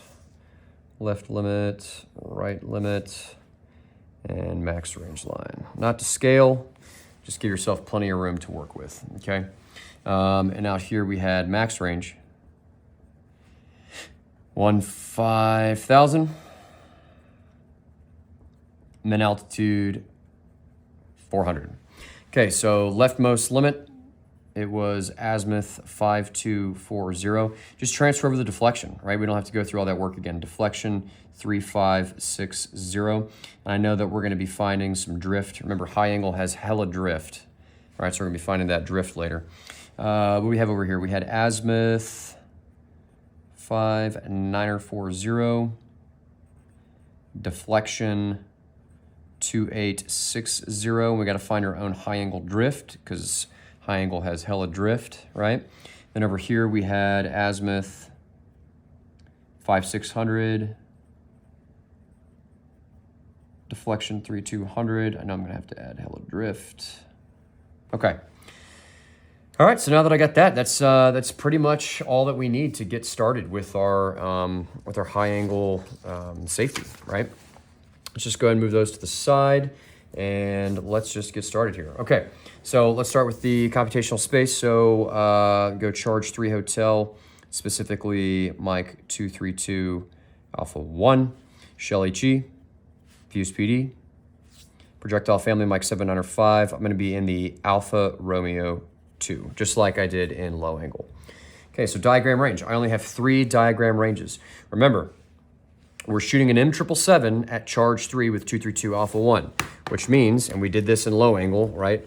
But I could come in here and I could go to my tab page Roman numeral 9. And I can see at charge 3 hotel, I have a positive 2.0 meter per second muzzle velocity change for charge 3 when shooting 777, right? So diagram range, let's start listing these bad boys out. So 9,000, diagram range 13500, and diagram range 15,000. Okay, it's all gonna be charge 3 hotel, specifically alpha 1.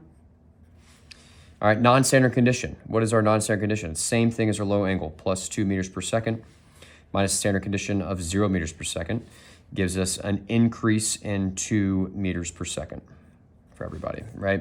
All right, so now we need to find our range correction. Our range correction doesn't carry over from low angle though, right? It's gonna be different for high angle because it's below the rockstar line in table Fox. So let's turn to charge 3. Okay, so first range I'm looking for, first and foremost, make sure I am below the rockstar line, right? Because I'm high angle. We're looking for range 9,000. Here it is, range 9,000. All right, so need to find the range correction for range 9,000. Okay, so looks like I have decrease and increase. So I'm looking for column 1, because of an increase, right? But I see that the value is not listed. Now, what do we do in the TFT when the value is not listed? We just use the next available value, right? So that's negative 17.2. So negative 17.2. All right, before we do the math, I like to go through and just extract all my data before I calculate. So let's find it for 13500. Page 365, 13500, negative 26.3, I think. Yep, negative 26.3. And then at range 15,000 is negative 28.5. Okay. So now that I have that done, let's go ahead and do some math here. So 2 times 17.2, this number is going to be negative, right? Negative 34.4. Always record the raw value, express the nearest 10 meters. Gives us negative 30 meters. Okay. Next I have 26.3 times 2 gives me negative 52.6, which expresses to negative 50.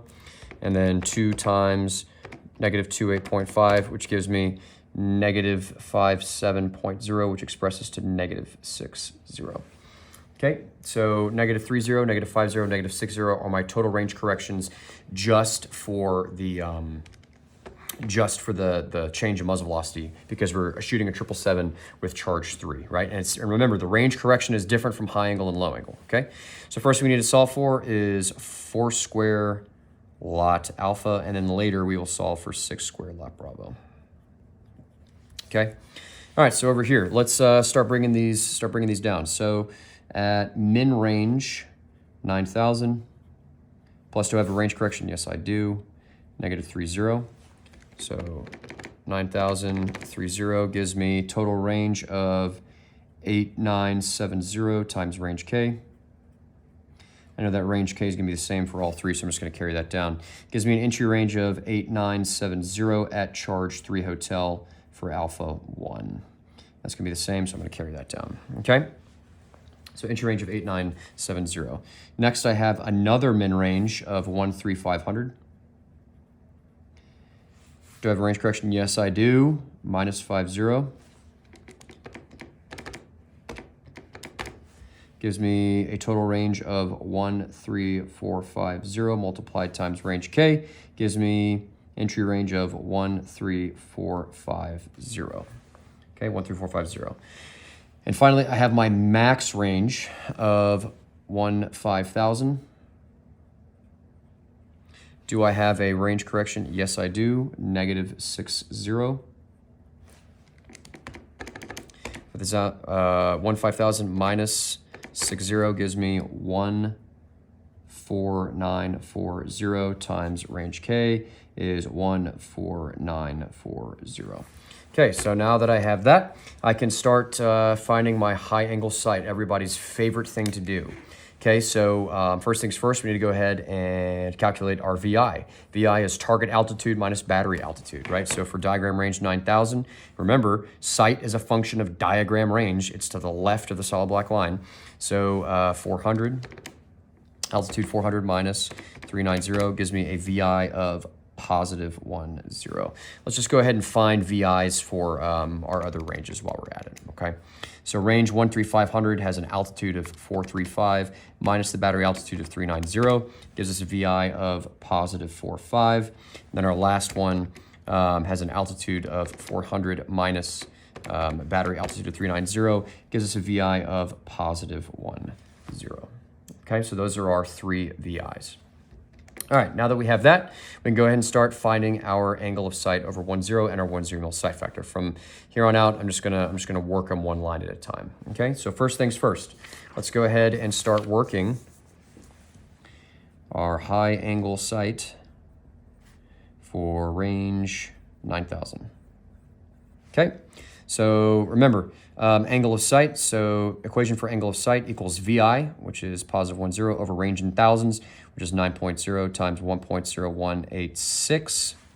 Okay, so VI over range in thousands times 1.0186 gives us angle of sight of some disgusting number, but we just, remember we express that to the nearest tenth, so 1.1, and it carries the same sign as the VI is positive, so positive 1.1. Remember, angle of sight and VI always carry the same sign, regardless of low angle or high angle, right? It's only the actual sight that's opposite. Okay, so I have my angle of sight. So next I need to find my angle of sight over 10. So angle of sight over 10 equals positive 1.1 over 10. So let's go ahead and plug that in. 1.1 divided by 10 gives me 0, specifically positive 0.11, which expresses to the nearest tenth of positive 0.1 is my angle of sight over 10.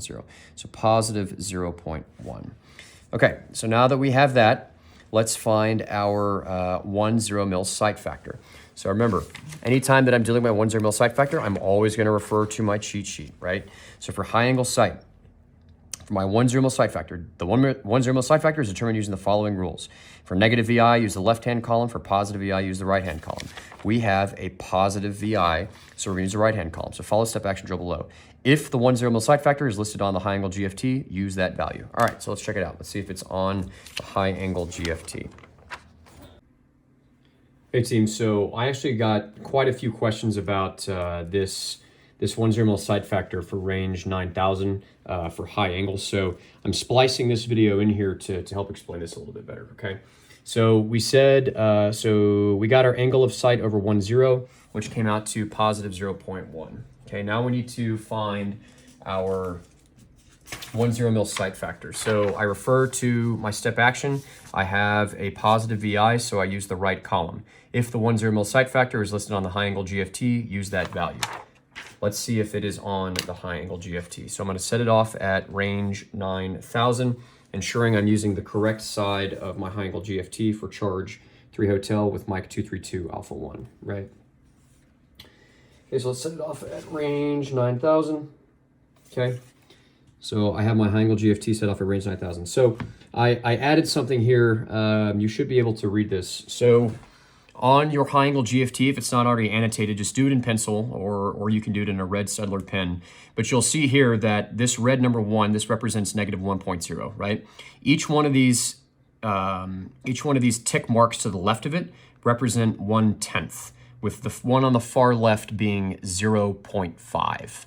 Okay, so if this is 0.5, that's 0.6, 0.7, 0.8, 0.9, and 1.0.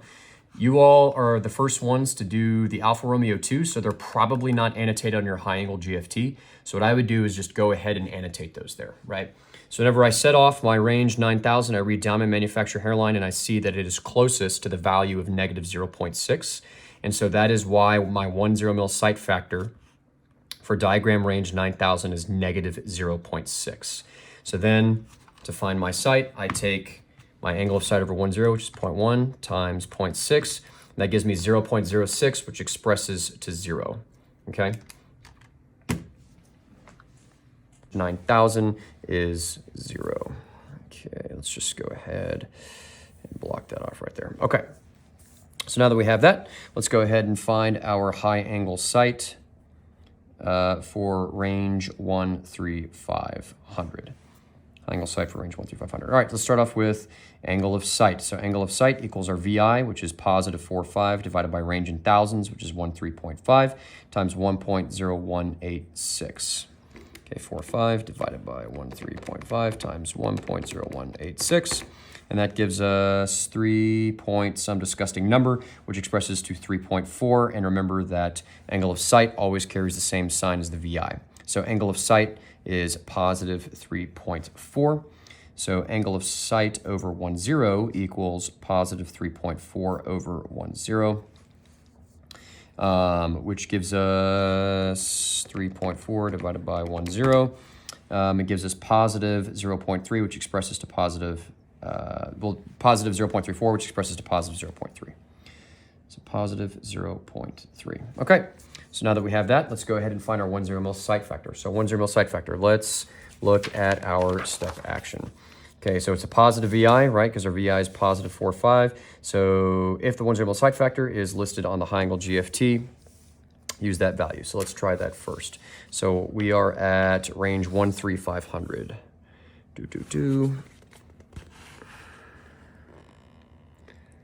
That's 1 3 1 2 3 4 1 3 500. Okay, 1 3 500. Okay, so I see that it's not listed on there. So let's see what the step action draw has to say. All right, if the target range exceeds the last listed 10 mil sight factor, use the last listed 10 mil sight factor. Okay, so it exceeds the last listed value, so I just get to use the last listed value, which is 4.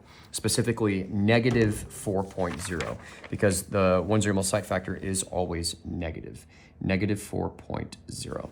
Okay, so now sight is angle of sight over 10 multiplied times our 10 mil sight factor, so that's 0.3 times 4, and that's going to be 1.2, which expresses to 1, and it's going to be negative 1, right? Sanity check. For high angles, sight is always the opposite sign of the VI. So sight is negative 1, VI is positive 4.5. That checks out. Okay. All right, so sight for 1 through 500 is complete. So now let's do high angle sight for range 1 5,000. Okay. Let's see here. So first things first, angle of sight equals VI, which is positive 10 over range in thousands, which is 15.0 times 1.0186. So that's 10 divided by 15.0 times 1.0186, which gives us 0.6, disgusting number. Okay, so that comes out to 0.7, specifically positive 0.7, because angle of sight has the same sign as VI. Okay, so that's positive 0.7. So now we need angle of sight over 10 is equal to positive 0.7 over 10. So that's 0.7 divided by 10 gives us 0.07, which expresses to 0.1, specifically positive 0.1, is our angle of sight over 10, positive 0.1. Okay? So now that we have that, we just need to calculate our 10 mil sight factor. So we have a positive VI. So let's look here. Positive VI, if the 10 mil sight factor is listed on the high angle GFT, use that value.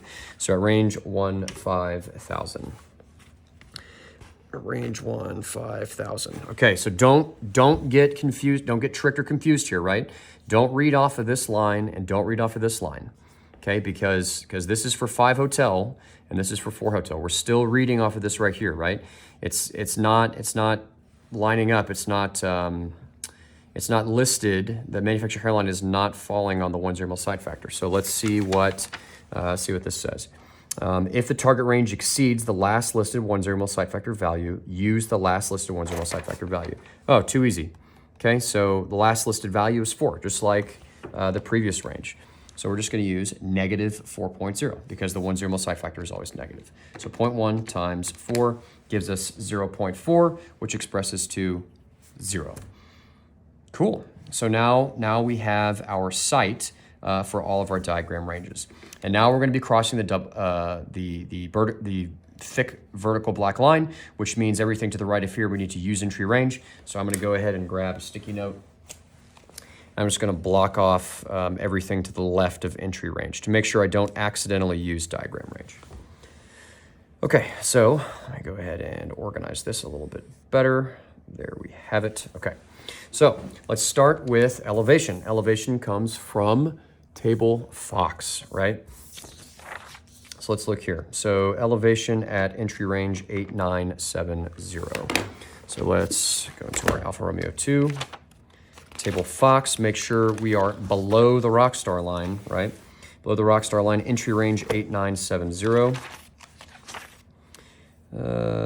It's 8970. It is not a listed value, which means I'm going to have to interpolate, right? So let's go ahead and keep our work super organized, right? Elevation at 8970.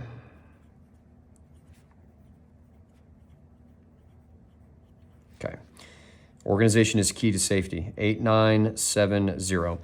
Okay, but it does fall between, let's see here, 8900 and 9000. Now, like I've told you in the previous homeworks, do not be tempted to flip these, right? Because the way that we interpolate is top to bottom as listed in the table, okay? If you flip these, in some instances, you will get a different answer if you interpolate like top to bottom or if you flip values, okay?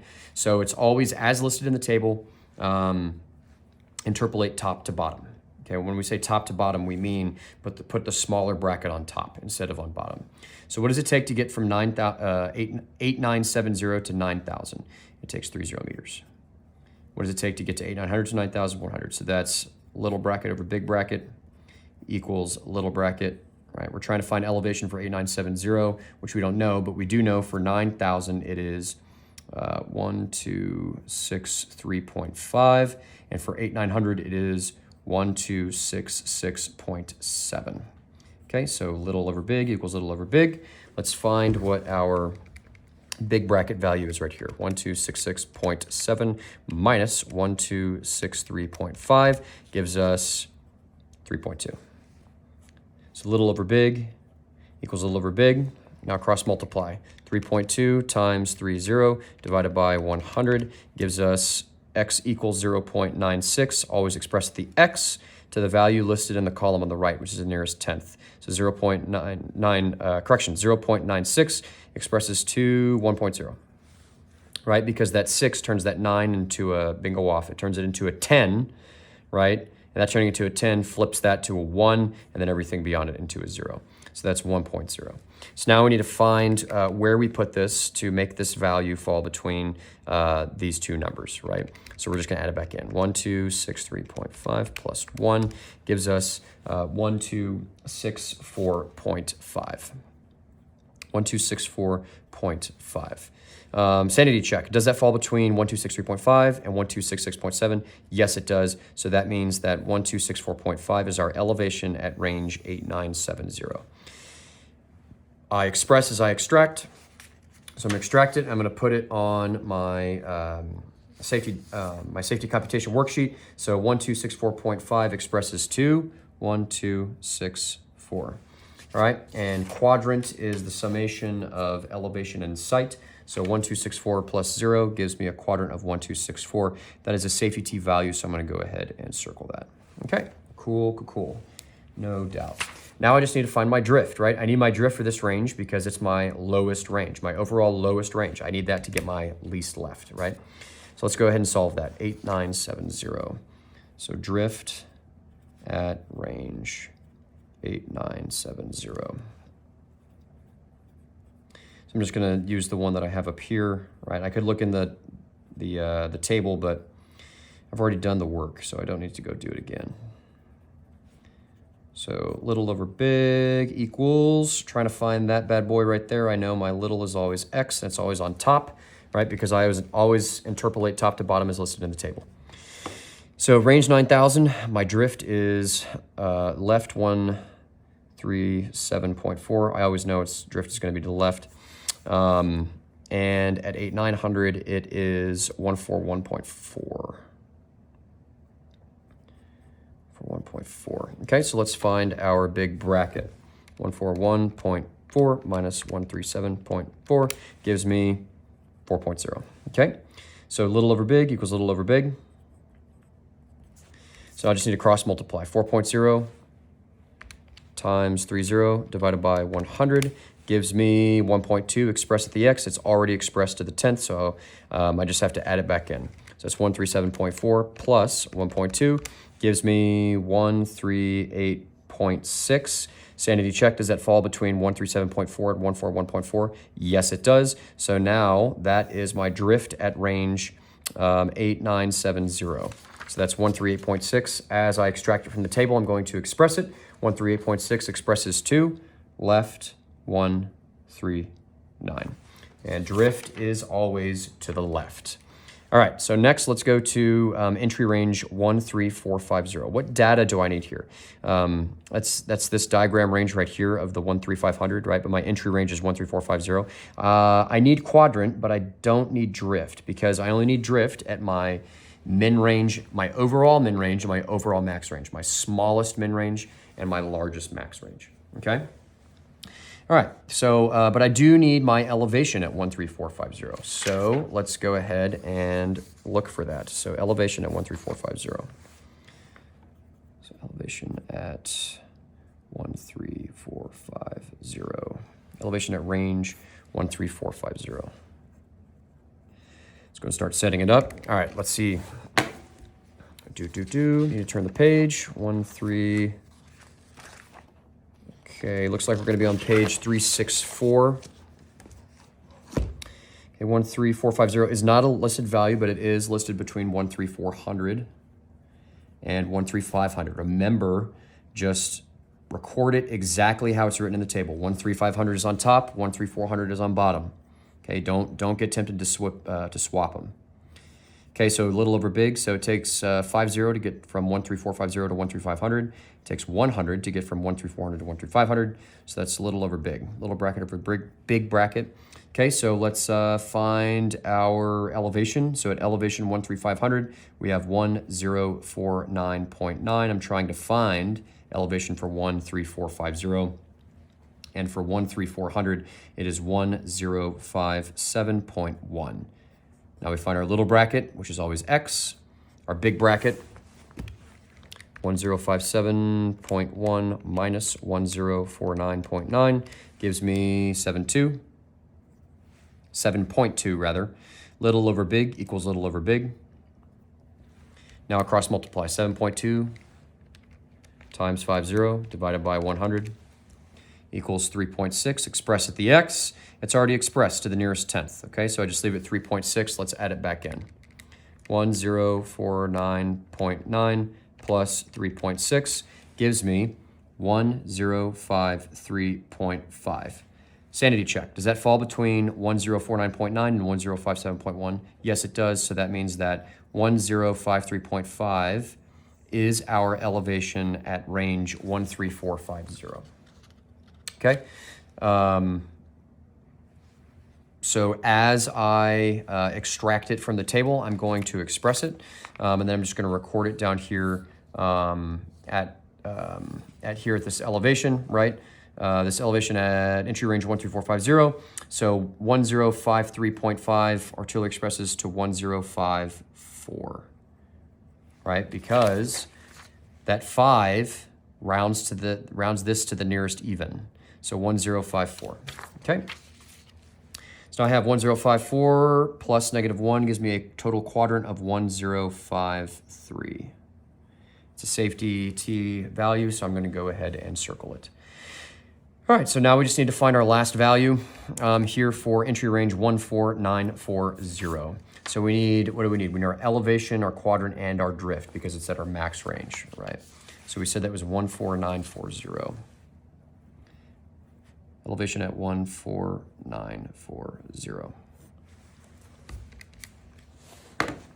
Okay, so is that a listed value? It is not 14940, but it does fall between 14900 on the bottom and 1500.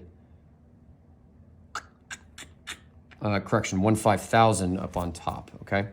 So what does it take to get from 15,000 to 14940? If you ever start getting gunnery fatigue where like numbers start floating on the page and you start confusing you know, what is in the hundreds or thousands or whatever, just go ahead and extract your calculator. Just do it on your calculator. There's no shame. Even the smallest ammunition math, I always use a calculator. Okay. Okay, so I'm trying to find elevation for 14940. Here at range 15,000, it is 881.6, and 14900 is 902.5. Okay, little over big equals little over big, so 902.5 minus 881.6 gives me 20.9. Okay, so 20.9, little over big equals little over big. Cross multiply 20.9 times 60. 20.9 times 60 divided by 100 gives us 12.54 expressed at the x, so that expresses to 12.5. Okay, so 12.5 plus 881.6 gives us 894.1. So 894.1, sanity check, does that fall between 881.6 and 902.5? Yes, it does. So 894.1 is our elevation at range 14940. So as I extract it, I express, so that's 894.1 goes to 894. Okay, so 894 plus site of 0 gives me quadrant of 8-9er Fowler.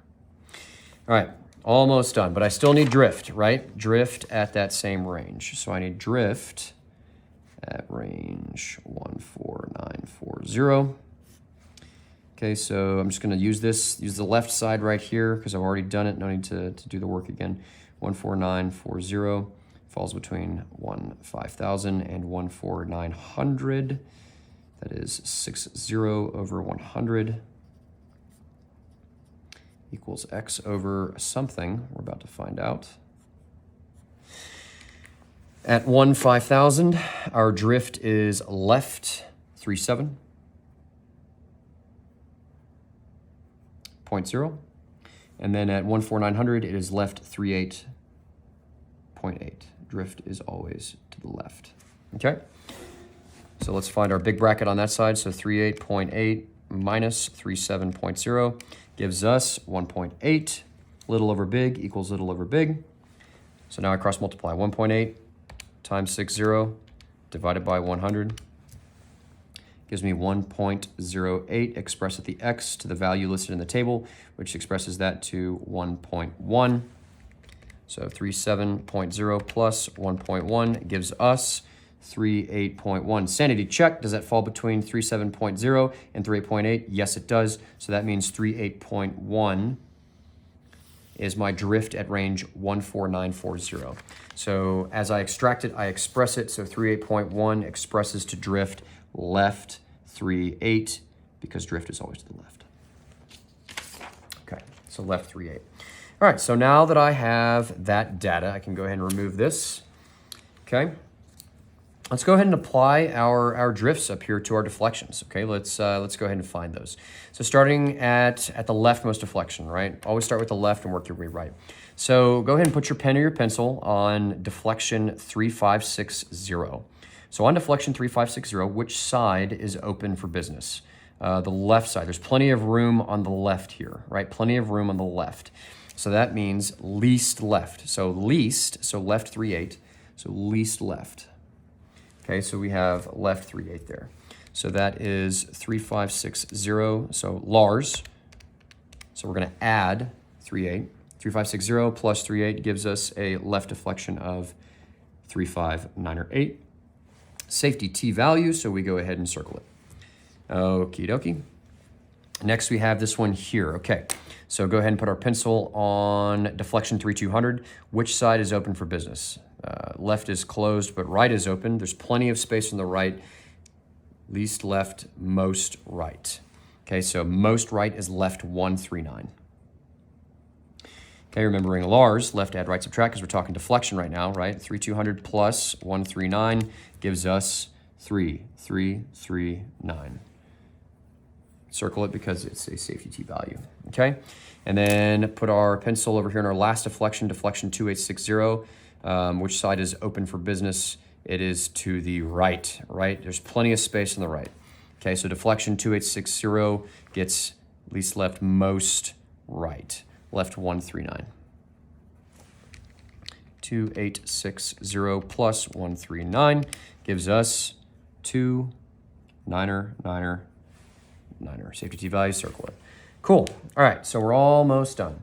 All right, remember, during low angle, I'm getting ahead of myself here, right? So we've solved for 4 square lot alpha, right? We have all the data for 4 square lot alpha. Now, because we don't know what square root we're gonna get, we have to solve for 6 squares. So we have to do a range correction for 6 square, or an increase of 2 squares, right? Now just remember the rules that we discussed during low angle, right? Rules for updating data for increases in square weight. It's the same for low and high angle. If I have a min range line with a positive value in column 1.9, I have to update. If I have a min range line with a negative value in column 1.9, I don't have to update. If I have a max range with positive value in column 1.9, I don't have to update. And a max range with a negative value in column 1.9, I do need to update. And we're gonna go over that together again one more time here. Okay. So without having to write all of it out, let's just go ahead and look, right? Let's go ahead and just start at our diagram ranges. Let's look at 9,000. So let's refer to diagram range 9,000. Remember that we're high angle, so we're still below the rockstar line. Let's see here. So at diagram range 9,000. Okay, so diagram range 9,000. So diagram range 9,000 is a min range line. Min range line in column 1.9. Min range line with a negative value in column 1.9, I don't have to update. Okay, so I don't need to worry about range 9,000 for the square weight, for the increase in square weight, right? Okay, so cool, 9,000, not worry about it. What about range 13500? All right, let's check that one. Let's check 13500. 13500 is a min range line, right? 13500 is a min range line. Let's see here. Okay. Range 13500. Okay, look over here in column 1.9. It has a positive value, positive 1. So let me look at my rules. Let me look at my cheat sheet here. So if I have a min range line with a positive value in column 1.9, I do need to update. Okay, so that's good to know. Let's go ahead and record that then. So diagram range of 13500, right? So that is charge 3 hotel, alpha 1. That's going to be for all of them if we have them. Non-standard condition is 6 square, just like in low angle. Minus standard condition of 4 square, just like in low angle, gives us an increase of 2 squares, just like in low angle, right? And for range 13500 high angle, I have a range correction of positive 1 meter. So 2 times positive 1 gives me a total range correction of positive 2, right? Make sure you record the raw value. I'm gonna bring down the raw value from up here, so 13500, using the raw value, so positive 2 minus 52.6. Gives me, let's go and put that into the calculator, 52.6 minus 2 gives me negative 50.6, which expresses to negative 50. Okay, what do we notice about that? What do we notice about the range correction? Negative 50 and negative 50. It is exactly the same, which means it's gonna give us the exact same entry range, right? If I'm gonna get the same entry range down here as I have up here, like I don't need to do it. I don't need to redo it, right? So I'm not even worried about that. Not even worried about it. I don't have to update it because this value, the total range correction at diagram range 13500 is the same as it is up here. Okay. The change in range correction due to the increase of 2 squares is so negligible, it's not even going to compute anything. I don't even have to worry about it. So cool. All right, so let's look at our last diagram range. Diagram range 1,500. Diagram range 1,500, this is a maximum range, okay? Maximum range 1,500. And column 1.9 has a positive value. So max range with a positive column 1.9 value, I don't have to update. So I'm not worried about range 1,500. So I don't even have to update anything down here for 6 square lot Bravo. That means that I can use the same safety T for both 4 square lot alpha and 6 square lot Bravo, right? I don't have to worry about updating any of this data because if I was to go through and compute it, the 6 square lot Bravo would be less restrictive, right? 4 square would be more restrictive, or it's just so negligible, like it doesn't even matter, okay? So let's go ahead and create our safety T, starting with the admin data. Okay, so we are at firing point 15, grid 3471, 3391, altitude was 390, charge 3 hotel, alpha 1, shell HE, fuse PD, azimuth of lay 5600. Okay, all right, and here I have some, this is an older high angle safety T that has min QEs for Willie Pete on it from the Mike 107 family, so we're not worried about that too much. We're just gonna go and shade that in, because I know I'm only gonna have one set of max quadrants, one set of min quadrants, because I only have 4 square lot alpha. Okay, so I always start with my deflections, right? Always start with your deflections, moving from left to right. So at the left, what's our leftmost deflection? 3598. I've got 3 deflections, so let's separate this up into 3 separate boxes. So that's 3, 5, 9, or 8, starting from the left, moving to the right. Next one I hit is 3, 3, 3, 9. Let's record that. And the last one I hit on the right is 2, 9, 9, 9. Okay. Now remember, for high angle, it's opposite of low angle, right? Meaning that my max quadrant is going to be associated with my min range, right? Because as the elevation of the tube increases, the range decreases for high angle, right? It's opposite of low angle. So min range line, I have 2 min range lines, which tell me I'm gonna have 2 max quadrants, right?